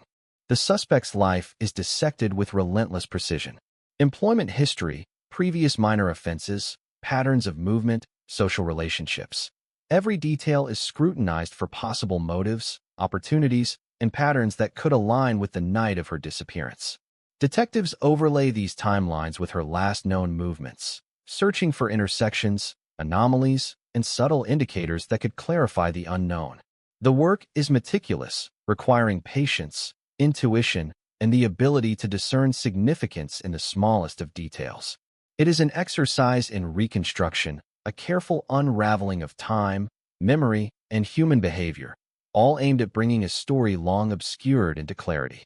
Family members navigate the return of uncertainty with fragile resilience.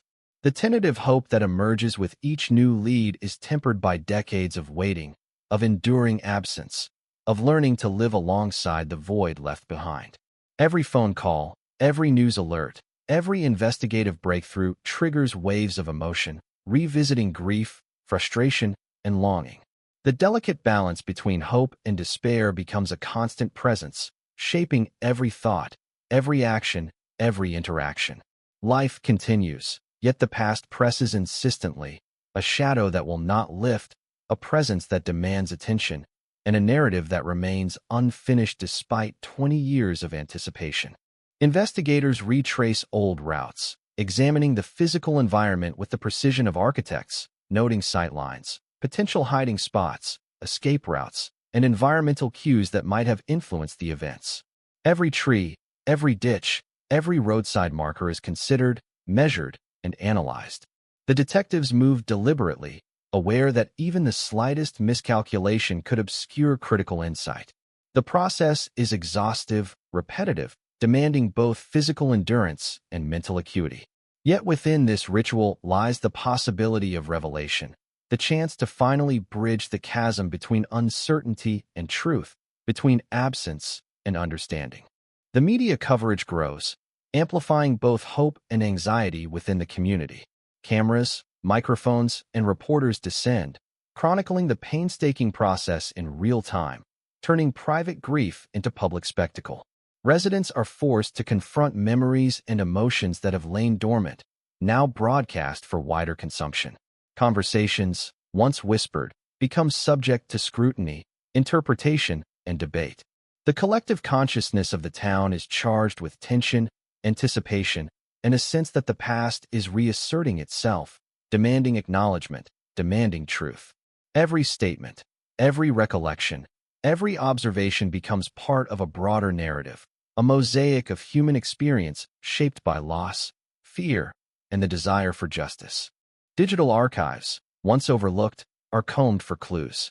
Emails, online accounts, bank transactions, and cell phone records from 2004 are reconstructed, analyzed, and cross-referenced. Patterns begin to emerge. Locations she visited, interactions with individuals previously unnoticed, movements that suggest intent or opportunity. Each connection is scrutinized, validated, and contextualized. The interplay between digital evidence and human memory creates a complex web of possibilities, allowing investigators to explore scenarios that were previously beyond reach. Technology becomes both a tool and a bridge, connecting fragments of a long-forgotten past to the potential for resolution in the present. The emotional intensity of the investigation is mirrored in the detective's relentless focus. Sleep is short, conversations are long and intense, decisions are weighed carefully against decades of evidence and uncertainty. The team operates with a shared urgency, driven by the knowledge that every day brings the opportunity to uncover what has remained hidden for 20 years. Small successes are celebrated quietly, tempered by the understanding that even the most promising lead requires careful verification. The stakes are high, the pressure unrelenting, yet the promise of finally uncovering the truth provides the drive necessary to sustain them through long days and sleepless nights. And still, questions persist. Was the suspect acting alone? Was there premeditation or a spontaneous act? What choices led her to that stretch of road? What circumstances led him to intersect with her path? Investigators consider countless scenarios, each supported or challenged by fragments of evidence, each shaped by human behavior, intuition, and probability. The process is painstaking, exhaustive, and unending in its complexity. Yet within that process lies the possibility of revelation, the potential to illuminate the darkest corners of a story that has haunted a town, a family, and a generation of investigators, offering the promise, however tentative, of resolution after 20 years of uncertainty. The dawn light spreads thin across the Texas horizon, casting long, pale shadows that stretch over the fields where she vanished, and the detectives move silently, almost reverently, through the terrain that has held its secrets for 20 years.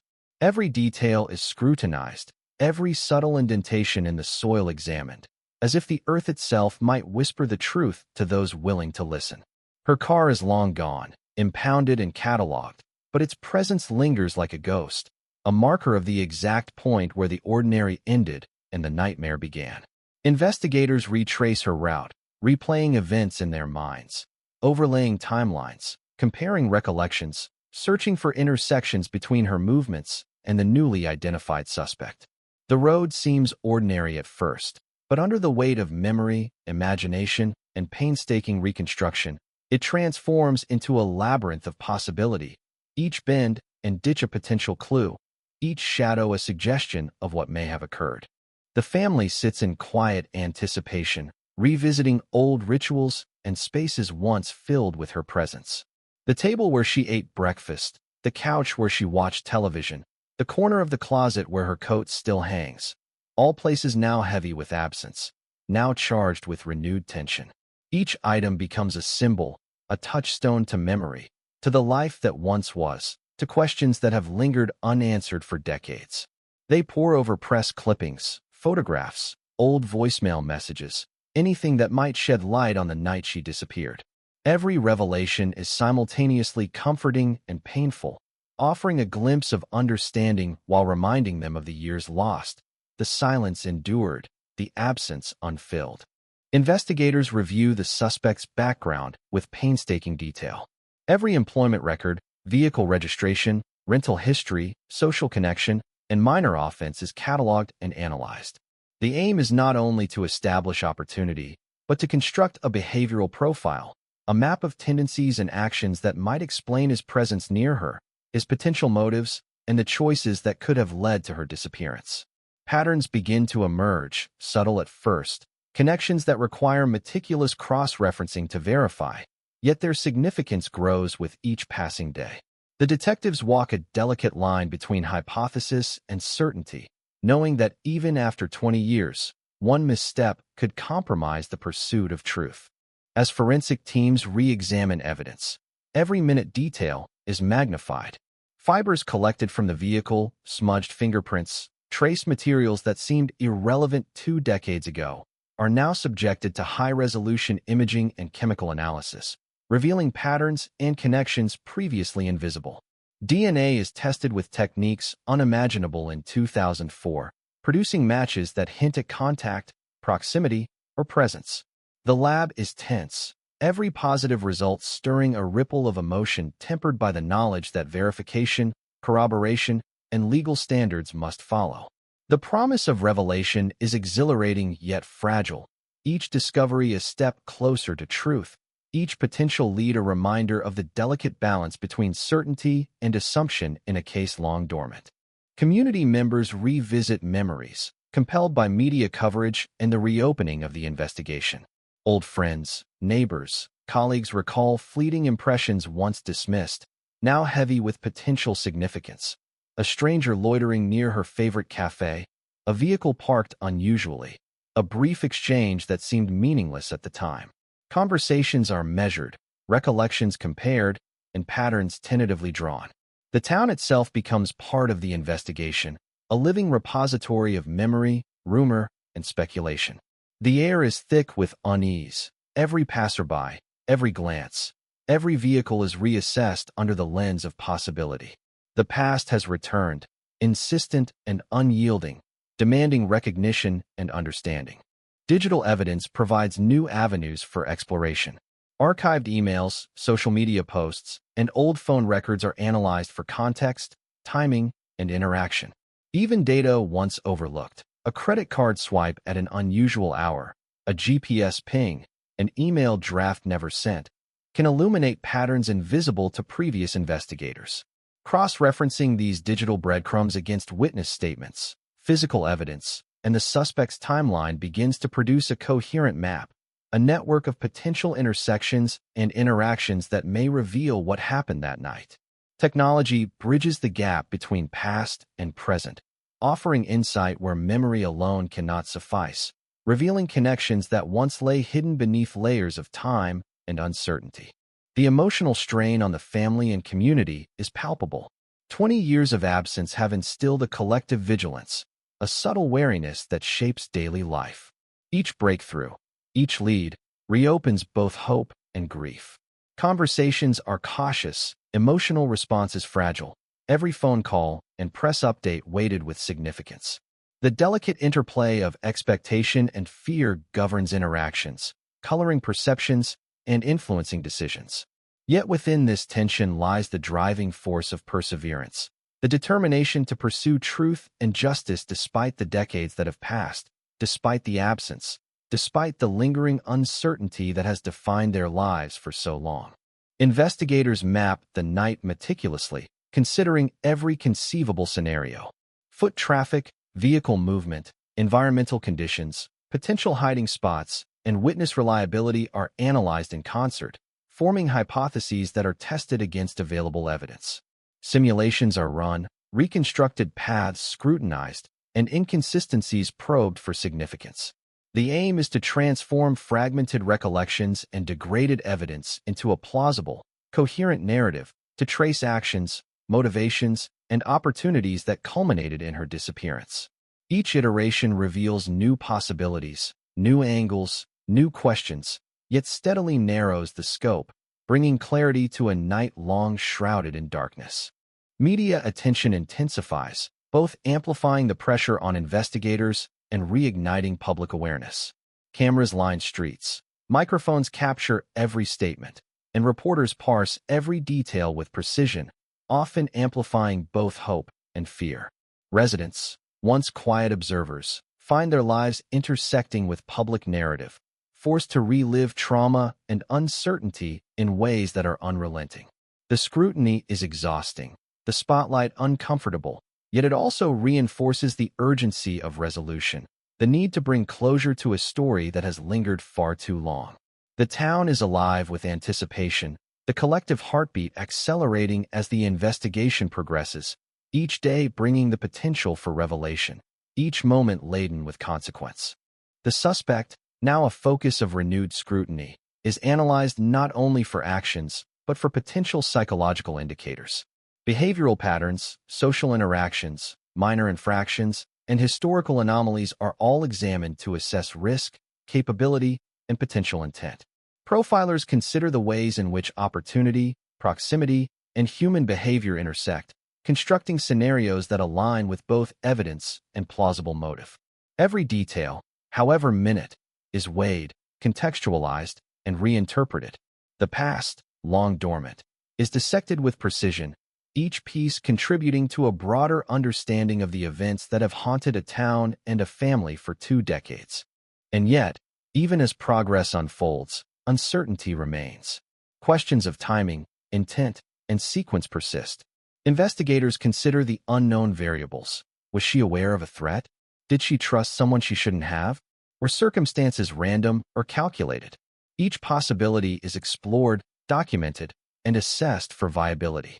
The pursuit of answers is meticulous, exacting, and relentless, because after 20 years, the cost of error is monumental, the margin for misinterpretation minimal.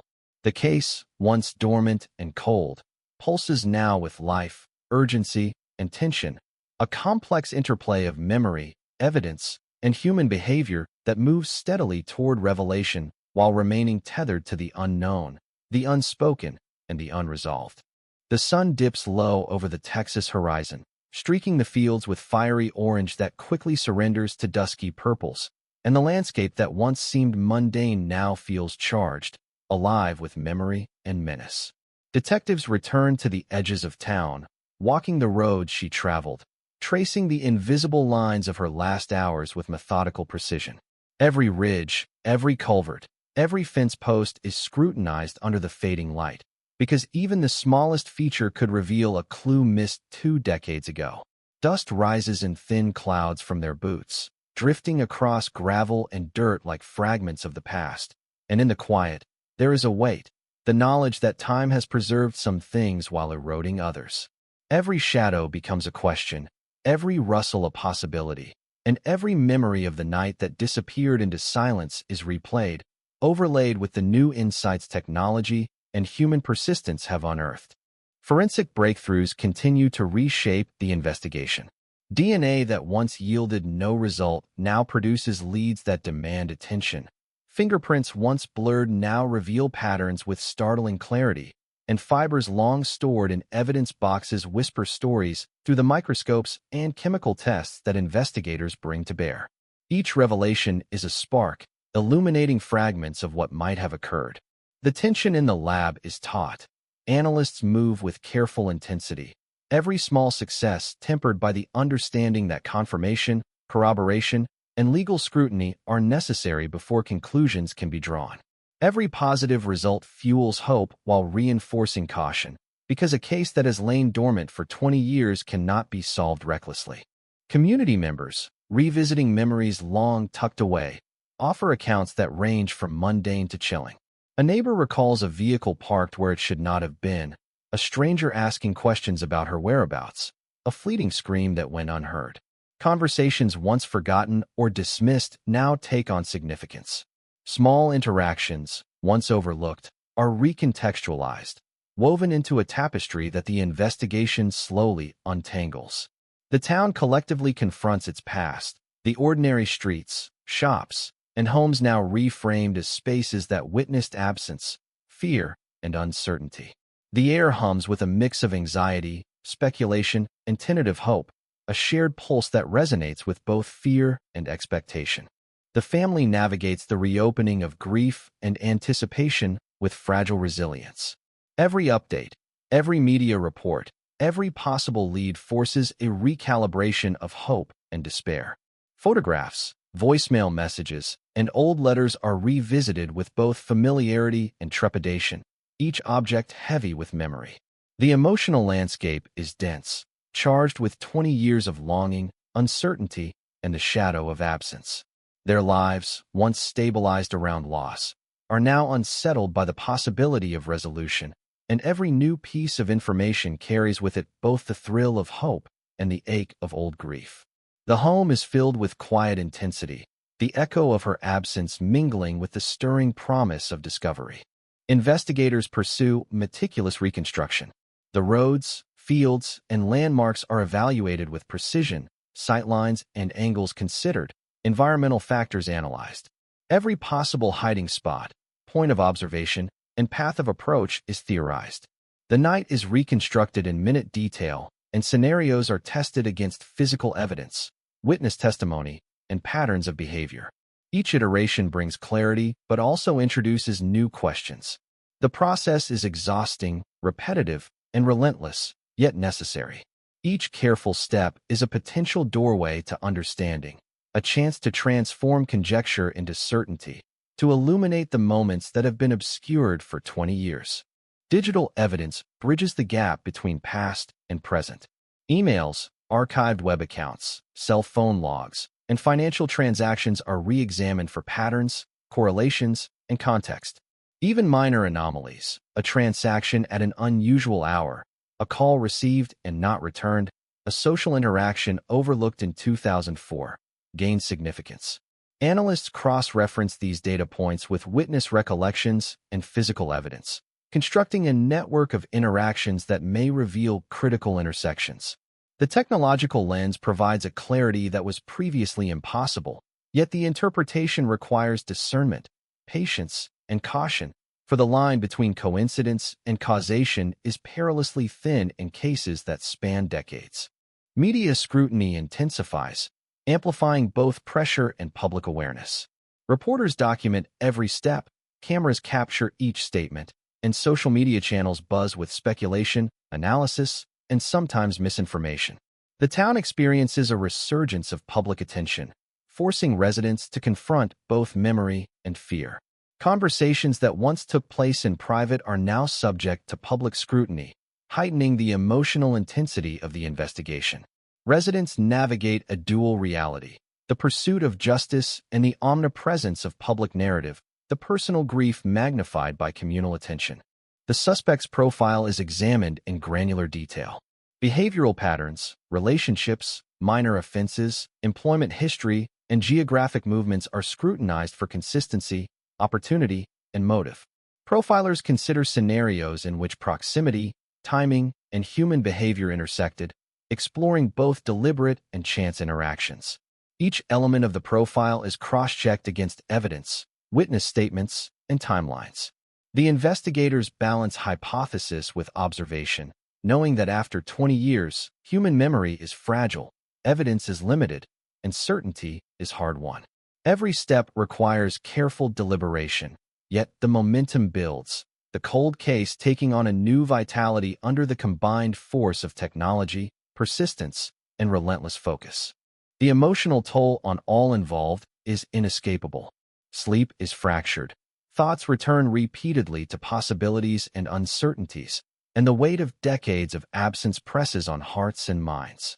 Yet the investigation, moving methodically forward, provides a structured outlet for grief and anticipation, a path toward clarity even as questions remain.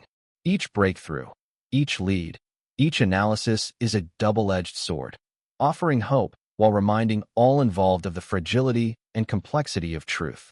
The past, though distant, asserts its presence, demanding attention, respect, and understanding. The night grows darker, yet the pursuit continues. Investigators, family, and community members alike are drawn into the orbit of unresolved events, navigating memory, evidence, and emotion. Every detail, no matter how small, is a potential key to unlocking the long-held mystery. The air is thick with anticipation, anxiety, and the tangible sense that revelation is approaching, yet the final piece, the concrete answer that will end 20 years of uncertainty, remains just out of reach.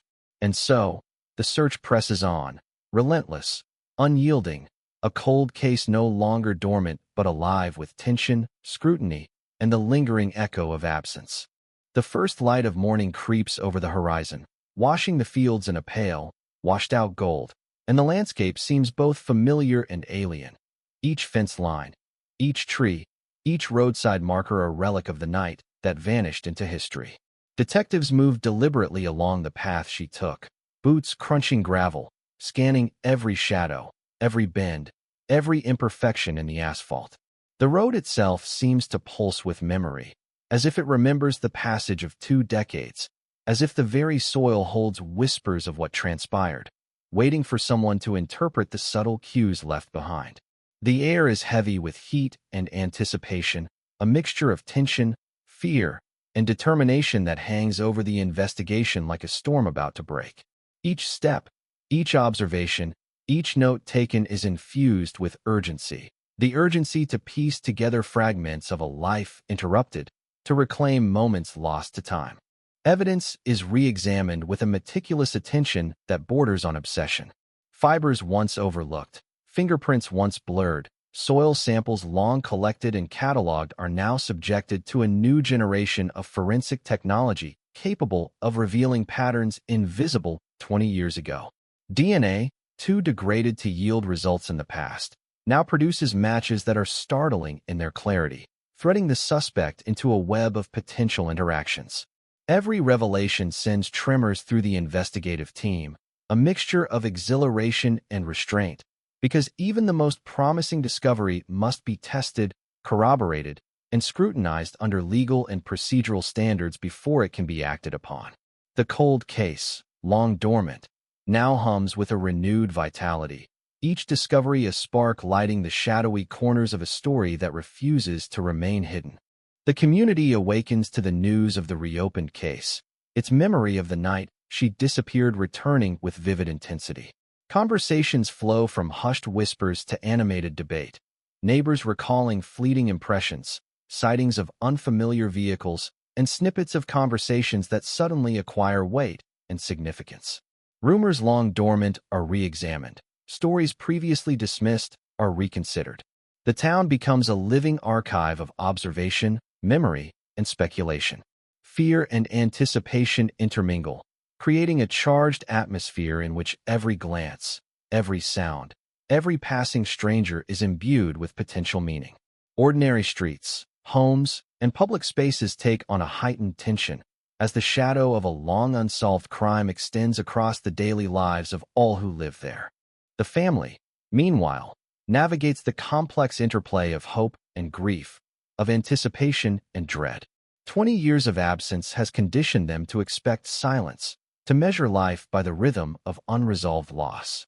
Now, every development, every news article, every statement from investigators, every lead, interrupts that rhythm. Emotional responses oscillate between elation and despair. Photographs once considered relics of memory now take on renewed significance. Voicemail messages and letters are revisited with an intensity born of both longing and fear. Daily routines are haunted by possibility. The quiet in the kitchen, the creak of a floorboard, the flicker of a shadow against the wall. Each moment a reminder of absence, and each day a measure of the relentless passage of time that has brought them to the present, fragile yet determined, seeking resolution. Investigators map every detail of her last known movements, overlaying timelines with her known habits, routes, and destinations. Patterns are tested against the suspect's whereabouts, employment records, travel history, and social connections. Every discrepancy, every minor anomaly is scrutinized, every alignment evaluated for potential significance. Scenarios are constructed and discarded, reconstructed and reanalyzed, as the team searches for a coherent narrative capable of explaining what happened on that fateful night. The process is exhaustive and exacting, a delicate balance between hypothesis and evidence, intuition and empirical data. With each iteration, clarity grows, yet the unknown remains pervasive, pressing against every assumption and every conclusion. Digital forensics illuminate new pathways in the investigation. Archived emails, forgotten social media accounts, old cell phone records, and financial transactions are revisited, cross-referenced, and interpreted against the backdrop of 2004. Even seemingly trivial interactions, a text message overlooked, a call unreturned, a purchase made at an unusual hour, gain significance in the context of the broader reconstruction. Analysts work tirelessly, piecing together timelines, correlating movements, and identifying potential intersections between her life and the suspect's activities. Technology serves as both magnifying glass and bridge, connecting fragments of the past to possibilities in the present, enabling investigators to see relationships that were once invisible to the human eye alone. The town's collective consciousness is palpable. Residents move through daily life with a heightened awareness, their perceptions sharpened, their memories stimulated. Conversations at grocery stores, gas stations, and cafes carry undertones of speculation, anxiety, and cautious hope. Parents retrace school routes. Community members scan roads and sidewalks with vigilance. And the ordinary rhythm of life is overlaid with the extraordinary weight of a long unsolved mystery returning to the forefront. Fear, curiosity, and anticipation intermingle, creating a charged atmosphere that reflects both the trauma of the past and the possibility of resolution in the present. As investigative pressure builds, detectives analyze the suspect's behavioral patterns, minor offenses, and social history for indications of opportunity, motive, and method. Profilers consider interactions, proximity, and timing, constructing scenarios that may explain both the disappearance and the suspect's presence in the area. Every hypothesis is tested against the accumulated evidence, witness accounts, and environmental factors. The balance is delicate between interpretation and assumption, between persistence and overreach. After 20 years, every decision carries weight, and the need for precision is absolute. The investigation moves forward with careful deliberation, driven by both urgency and restraint, the cold case unfolding slowly, inexorably, like a story long buried now returning to light. And yet, for all the advances in evidence and analysis, the night of her disappearance remains partly obscured, a puzzle resisting complete assembly. Timing, intent, and sequence are still uncertain.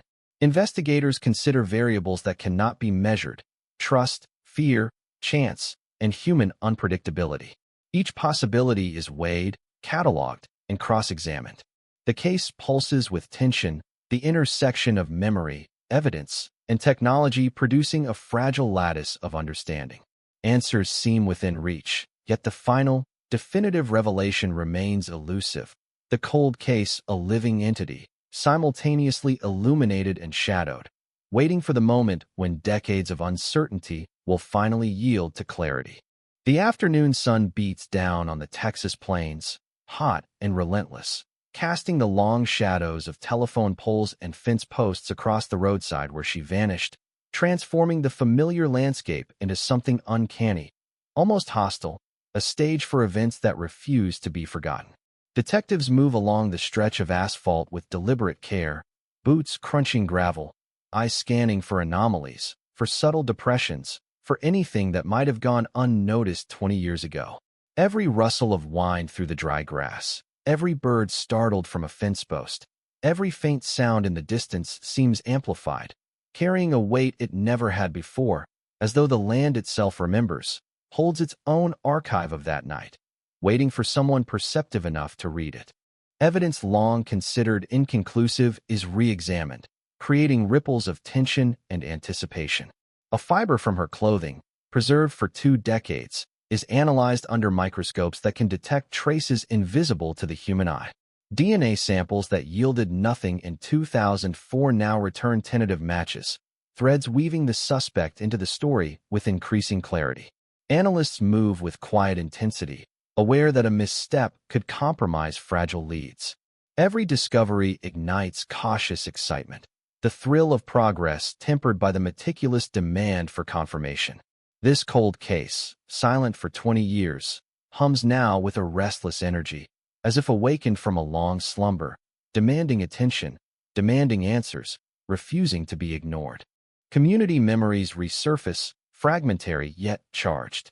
Neighbors remember fleeting glimpses, a car idling too long, a shadow where none should have been, a voice overheard and dismissed.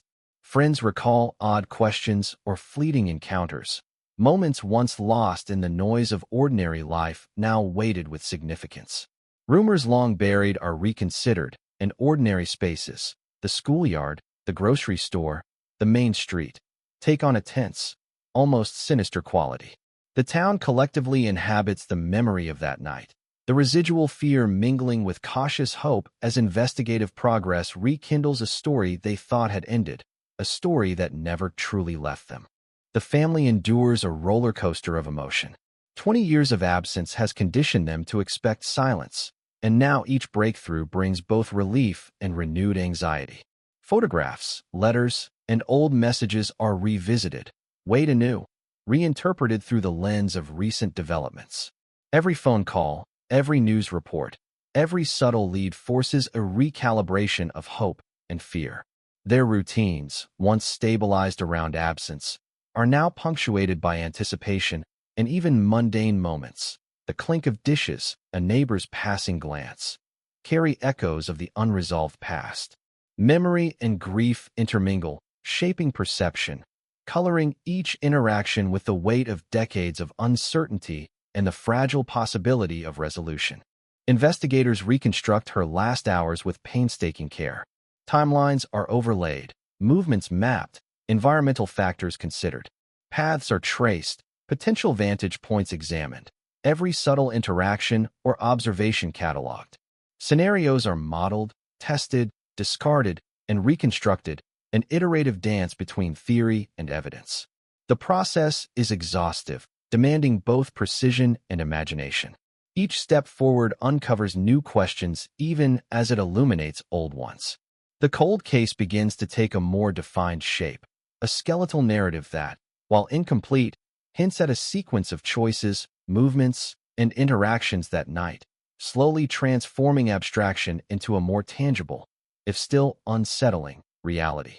Digital forensics opens doors once closed. Archived emails, long-forgotten social media accounts, cell phone logs, and even dormant financial transactions are scrutinized for patterns, anomalies, and context. Minor interactions, a brief message, an unsent email, a purchase at an odd hour, take on outsized significance, revealing potential intersections between her movements and the suspects. Analysts cross-reference digital breadcrumbs with physical evidence and witness recollections, constructing a lattice of connections that may illuminate previously invisible relationships. Technology bridges the temporal gap, allowing investigators to interpret fragments of a 2-decade-old story with precision unimaginable in 2004. Each digital trace a thread tying past to present. The town is enveloped in a tense vigilance. Ordinary life is overlaid with the extraordinary presence of memory, rumor, and investigative scrutiny. Parents retrace school routes, neighbors watch the roads, conversations are shaded by fear and speculation. Every passing stranger, every unfamiliar vehicle, every unusual sound is magnified by the shadow of what happened 20 years ago.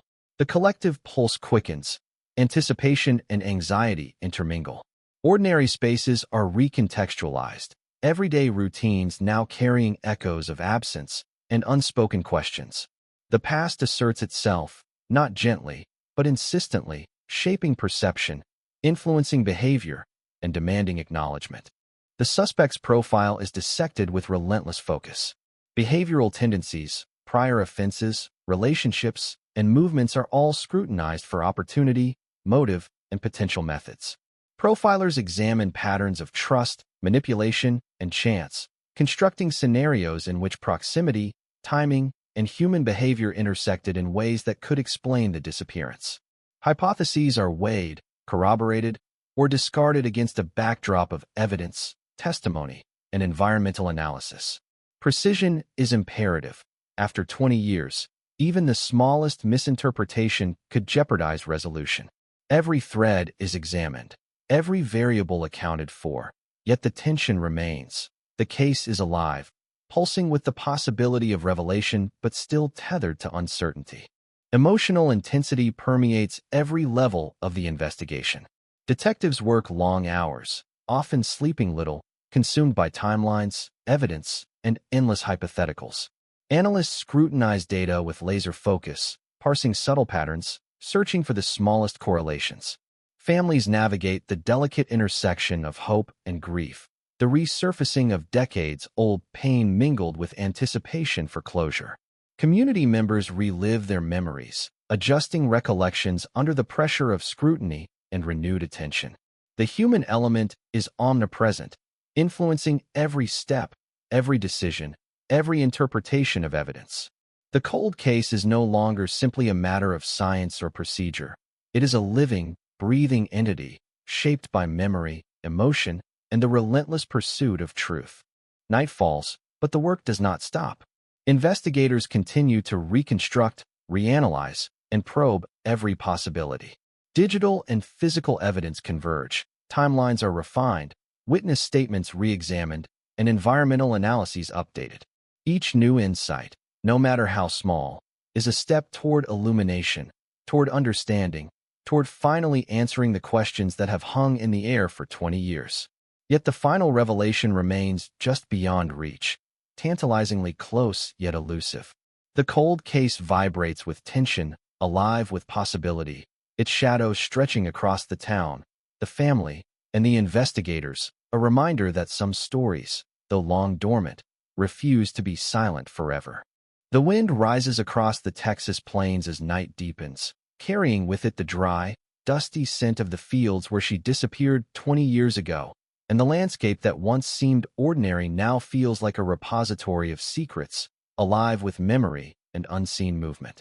Detectives walk slowly, methodically, along the roadside, flashlights cutting through darkness, eyes scanning every shadow, every depression in the soil, every scrap of debris. The terrain itself seems to whisper, a silent witness to events long past yet refusing to release its testimony without careful scrutiny. Each step feels deliberate, measured, the weight of decades pressing on every movement, every observation, as if the earth itself demands attention before it yields what it knows. Dust rises in thin spirals, catching the beam of light like fleeting specters, fleeting reminders of the life that was interrupted and the story that refuses to remain silent. Forensic evidence continues to evolve under the lens of modern science. Fibers once dismissed as inconsequential are analyzed with instruments capable of revealing connections invisible in 2004. Fingerprints long considered too smudged now show intricate patterns. DNA samples produce tentative matches that connect the suspect to specific locations, and trace materials are evaluated with precision and care. Every discovery sends waves through the investigative team, excitement tempered by caution, because decades of time have both preserved and degraded evidence. Analysts move with focus bordering on obsession, understanding that even the smallest misinterpretation could unravel painstaking progress. The cold case, dormant for so long, pulses with renewed life, each revelation illuminating shadows that have clung to this story for 20 years. Community recollections resurface, vivid and fragmented. Neighbors recall a stranger's lingering presence, an odd vehicle, or a fleeting voice that seemed out of place at the time. Friends remember exchanges that, though once mundane, now carry heavy significance. Rumors long dismissed are reconsidered, and ordinary locations, the grocery store, school grounds, main street intersections, are reframed under the weight of memory and speculation. The town collectively confronts the past, reliving the night that vanished into uncertainty, each resident's recollection a thread woven into a larger tapestry of observation, conjecture, and emotion. Fear, hope, and anticipation mingle, creating an atmosphere charged with tension and urgency, a shared awareness that the unresolved story has returned to demand attention. The family navigates this intersection of hope, grief, and fragile expectation with painstaking care. 20 years of absence has conditioned them to anticipate silence. Now, each breakthrough threatens to destabilize that cautious equilibrium. Photographs, letters, voicemails, and mementos are revisited, imbued with new significance. Every update from investigators, every media report, every subtle clue triggers waves of emotion, excitement, anxiety, grief, longing, all simultaneously. Daily life is suffused with the shadow of anticipation, a creak in the floor, a passing glance, a familiar sound, each echoing the absence that has defined the past 2 decades. The fragile balance between hope and fear governs their actions, their conversations, their inner thoughts, shaping perception and reinforcing the urgency of resolution. Investigators reconstruct her movements in precise detail, overlaying them with the suspect's timeline, analyzing environmental conditions, traffic patterns, visibility, and potential witness interactions. Every minor anomaly, a step taken too far, a sound misinterpreted, a vehicle out of place, is evaluated for significance. Scenarios are modeled, tested, refined, and reanalyzed, an iterative process designed to transform fragmented recollections into coherent narrative. The exercise is exhaustive, mentally taxing, yet crucial. Only through this careful reconstruction can the sequence of events emerge. Only through meticulous analysis can the mystery begin to take shape, revealing the decisions, movements, and interactions that culminated in her disappearance. Digital archives provide unexpected clarity.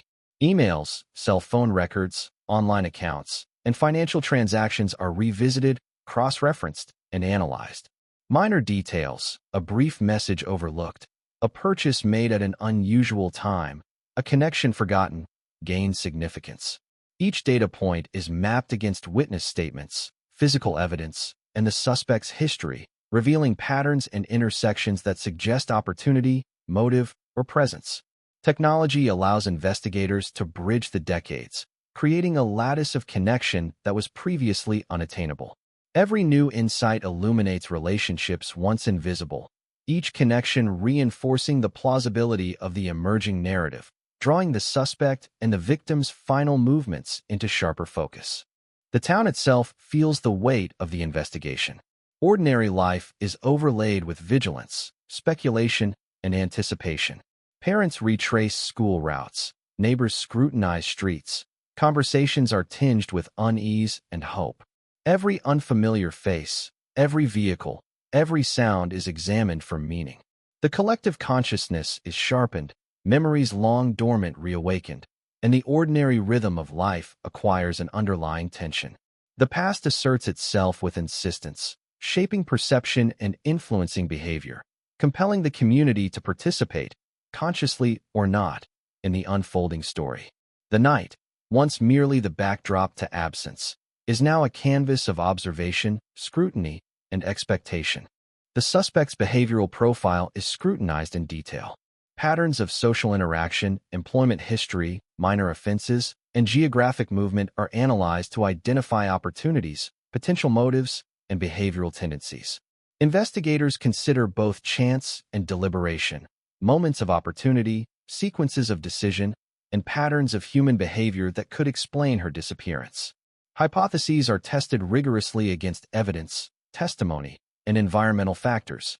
Precision is imperative. After 20 years, the margin for error is vanishingly small. Every scenario is considered, every variable accounted for, yet uncertainty remains. The puzzle is nearly complete, yet the final piece still hides in shadows, just out of reach. Emotion is a constant companion for everyone involved. Investigators, analysts, family, and community members are swept along by a tide of tension, anticipation, and latent grief. Long nights, sleepless hours, repeated analysis, and revisiting traumatic memories all converge, producing fatigue, anxiety, and moments of despair, balanced by the drive to reach clarity, to bring resolution to a story suspended in time. The human element is omnipresent, influencing decisions, shaping interpretations, and heightening the stakes of every discovery. The cold case is no longer inert. It is a living, breathing entity, pulsing with urgency, memory, and the fragile promise of closure, each day bringing it closer to revelation. And yet, even with every breakthrough, the night of her disappearance retains its mysteries. Timing, intent, and sequence are still debated, variables unmeasured, uncertainties unresolved. Investigators weigh scenarios meticulously. Could she have been aware of danger? Did chance or design guide the suspect's actions? Every detail is considered, every thread examined, every assumption challenged. The case pulses with tension, alive in the interplay between memory, evidence, and the relentless pursuit of truth. The answer hovers tantalizingly close, yet remains just beyond reach, a reminder that even after 20 years, some stories resist closure, demanding persistence, patience, and an unwavering commitment to uncovering what the night concealed. The night deepens over the Texas plains, a heavy darkness stretching across the fields and roads where she vanished 20 years ago, turning every familiar landmark into something uncanny, a vessel for memory and possibility. Detectives move carefully, their flashlights cutting sharp beams through the shadowed landscape, illuminating fragments of the past that refuse to fade. Each fence post, each ditch, each abandoned patch of gravel is examined with painstaking attention, as though the land itself holds a record of that night, waiting for the right eyes to interpret its story.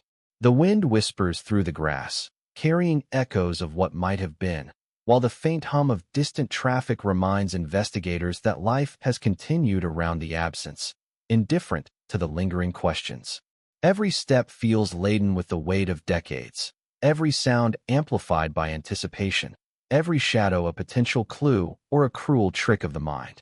Evidence from 2 decades past is scrutinized with renewed intensity. Fibers, once dismissed, now reveal connections under modern microscopes. Fingerprints, long smudged or obscured, emerge with startling clarity. DNA samples produce matches that thread the suspect into the narrative with undeniable presence. Analysts work with relentless focus, aware that even the smallest misinterpretation could compromise the fragile chain of breakthroughs. Each discovery carries the dual weight of hope and caution, a fragile promise that the darkness may finally yield to clarity. The cold case, dormant for so long, hums with renewed life, a tension-laden pulse threading investigators, family, and community together in a shared orbit of anticipation and dread. Community memory surges as the case regains attention. Neighbors recall fleeting figures, vehicles that lingered too long, voices once dismissed as background noise. Friends and colleagues reconsider brief interactions, odd questions, moments that had once seemed trivial now heavy with significance. Rumors long buried resurface, ordinary streets and familiar spaces transformed by the lens of 20 years' absence into a landscape of suspicion, memory, and latent fear. The town collectively participates in the reconstruction of that night, its streets and homes repositories for a history they are forced to confront once again. Tension mingles with hope, anticipation interweaving with anxiety, as the unresolved story asserts itself, demanding acknowledgement and demanding truth. The family navigates the intersection of hope and grief with fragile resilience. 20 years of absence have conditioned them to expect silence, yet each revelation, each news update, each subtle lead triggers waves of emotion that ripple through daily life. Photographs, letters, and voicemails are revisited with renewed significance. Every sound, every glance, every creak of the house becomes a reminder of absence, a reminder of what has been endured and what might finally be resolved. Life is lived in the shadow of anticipation, mundane routines layered with memory, loss, and fragile expectation. The past, long dormant, returns insistently, shaping perception and amplifying the stakes of each day, each interaction, each discovery. Investigators reconstruct the night with obsessive precision. Timelines are overlaid, movements mapped, environmental conditions analyzed, and every minor anomaly scrutinized.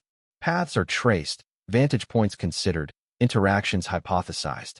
Scenarios are tested, refined, discarded, and reconstructed, an iterative process that seeks coherence from fragments of memory, evidence, and chance. The process is exhaustive, mentally taxing, yet essential. Only through meticulous reconstruction can the sequence of events emerge. Only through relentless attention to detail can the mystery begin to yield answers. Each breakthrough narrows the unknown, yet simultaneously reveals the complexity of human behavior and the unpredictability of chance, highlighting the delicate dance between certainty and conjecture. Digital archives provide clarity where human memory falters. Emails, online accounts, cell phone logs, and financial transactions are scrutinized for patterns and anomalies. Minor interactions, a brief message, an unsent email, a purchase at an odd hour, gain significance. Each data point is cross-referenced with witness statements, forensic evidence, and the suspect's history, revealing networks of connection that illuminate possible intersections. Technology bridges the decades, transforming fragments into a coherent lattice of potential truth. Every discovery tightens the web of understanding, drawing the suspect and victim's movements into alignment, painting a clearer, if still uneasy, portrait of the events that night. The town exists in heightened awareness. Ordinary life is overlaid with vigilance, speculation, and anticipation. Parents retrace school routes, neighbors scan the roads. Conversations carry the weight of uncertainty and hope. Every stranger, every vehicle, every faint sound is scrutinized, every routine activity reframed under the shadow of memory and investigation. The past asserts itself not gently, but insistently, shaping perception, influencing behavior, and compelling the community to participate, consciously or unconsciously, in the unfolding story. The ordinary is transformed into extraordinary, every day infused with the persistent tension of unresolved events pressing against the present. The suspect's profile is dissected in meticulous detail. Behavioral tendencies, minor offenses, geographic movements, and social relationships are analyzed to determine opportunity, motive, and likelihood of involvement. Scenarios are weighed against timelines, witness statements, and environmental factors. Every assumption is tested, every hypothesis scrutinized. The margin for error is negligible after 20 years, yet investigators persist with dogged attention, knowing that the final revelation may hinge on the careful interpretation of a single thread. Precision, patience, and persistence govern every decision, every analysis, every step toward resolution. Emotion pervades every aspect of the investigation. Detectives and analysts endure long hours, sleepless nights, repeated review of evidence, each layer of detail demanding focus and mental endurance. Families wrestle with hope and grief intertwined, reliving trauma while cautiously anticipating closure. Community members navigate memory, speculation, and renewed attention, their lives touched by a story that refuses to remain dormant. The human element is inescapable, shaping perception, decisions, and outcomes. The cold case, once silent, now throbs with life, an intricate interplay of memory, evidence, emotion, and the relentless pursuit of truth. Finally, as the first pale light of dawn breaks, illuminating the fields and roads with a fragile clarity, a sense of convergence hangs in the air. Timelines, digital evidence, forensic breakthroughs, witness accounts, and behavioral patterns begin to align, revealing contours of events that have long eluded understanding. The story, once fractured and obscured by decades of absence, emerges incrementally into coherence. Yet even as progress solidifies, uncertainty lingers, a reminder that the night she disappeared holds shadows that may never be fully illuminated. The cold case, after 20 years of silence, stands poised on the edge of revelation, its secrets slowly yielding, its resonance echoing through the town, the family, and the investigators, a haunting reminder that some truths, long buried, finally demand to be seen. Under the pale glow of early morning, the town stirs with a fragile calm, yet the weight of what has unfolded lingers in every street, every home, every shadowed corner where memory and absence intertwine. Investigators return to the edges of the case, reviewing the final alignments, examining the sequence of events with the meticulous care that 20 years of delay has demanded. Each detail, once a fragment, now assumes meaning within a larger, intricate tapestry. Footprints retraced, fibers matched, digital traces confirmed. The suspect's presence, long theorized, is no longer hypothetical. The evidence crystallizes into undeniable patterns, each connection a testament to persistence, patience, and the relentlessness of truth. Yet even as clarity emerges, uncertainty casts its shadow. The human heart resists simple resolution, and the echoes of that night continue to ripple outward, touching lives in ways unseen. Families walk through familiar spaces with new awareness. Every room, every object, every photograph now carries dual weight, the memory of what was, and the revelation of what has been discovered. The quiet of the home feels charged, each mundane sound amplified by anticipation, as if the walls themselves recall long-hidden secrets. Emotions run taut, relief tempered by grief, closure shadowed by lingering questions, hope intertwined with the persistent ache of absence. For 20 years they waited in silence, and now, with answers partially revealed, they navigate a delicate balance between finality and the haunting residue of a life interrupted. The town itself remains a participant, both witness and repository of memory. Streets, fields, and ordinary places take on new significance, framed by investigations, news coverage, and collective reflection. Conversations hum with careful speculation. Neighbors recount moments once dismissed, reinterpreted through the lens of 20 years' absence, and the revelations now brought to light. Ordinary routines are overlaid with an acute awareness of the past, creating a persistent tension that threads through daily life. The collective consciousness of the community is alive, entwined with grief, fear, and the fragile thrill of understanding. The story refuses to remain silent. It has resurfaced to demand recognition, contemplation, and remembrance.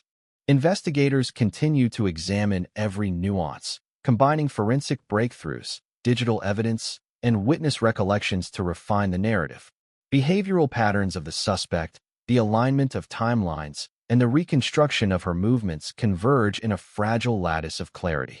Each new insight sharpens the focus, transforming conjecture into probability, theory into near certainty. Yet even as answers emerge, the night itself retains an aura of the unknowable, moments of choice and chance that may never be fully illuminated. The cold case, though partially resolved, is a reminder that time cannot erase uncertainty entirely, and that some shadows, however small, always linger. The media amplifies every revelation, extending the reach of the investigation far beyond the town's borders. Stories circulate, blending fact, speculation, and the haunting power of a long unsolved mystery now moving toward resolution. Families, neighbors, and officials navigate the glare of public attention, negotiating between grief, hope, and the desire for privacy. The narrative of the cold case has become communal, a collective reflection on absence, justice, and the endurance of memory. And yet, amid the headlines and broadcasts, the intimate human consequences remain, the quiet, personal reckoning that cannot be fully captured by words or images. Forensic and investigative teams remain vigilant, double-checking every connection, verifying every lead.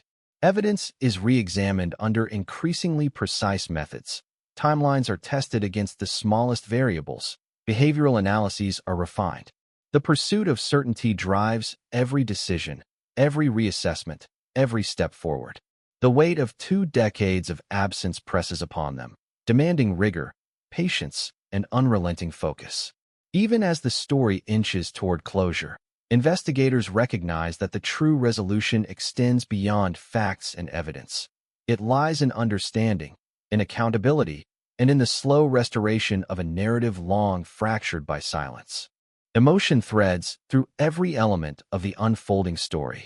Detectives endure fatigue and tension, their minds circling timelines, hypotheses, and the delicate interplay of chance and intent. Families navigate a labyrinth of grief and hope, their hearts tethered to the story even as new truths emerge. Communities grapple with collective memory, and the reshaping of ordinary life through the lens of revelation. The human dimension is omnipresent, interwoven with the procedural, the forensic, and the evidentiary.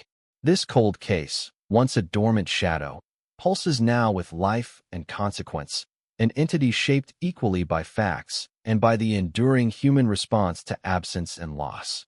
As the sun rises higher, bathing the plains in stark clarity, the final threads of investigation converge.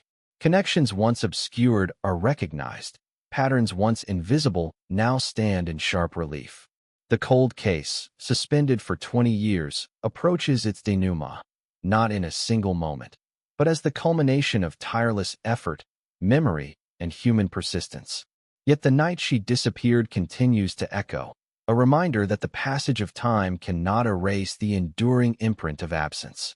Truth, though partially revealed, carries with it the weight of all that was lost, the lives touched, and the questions that linger even as resolution edges closer.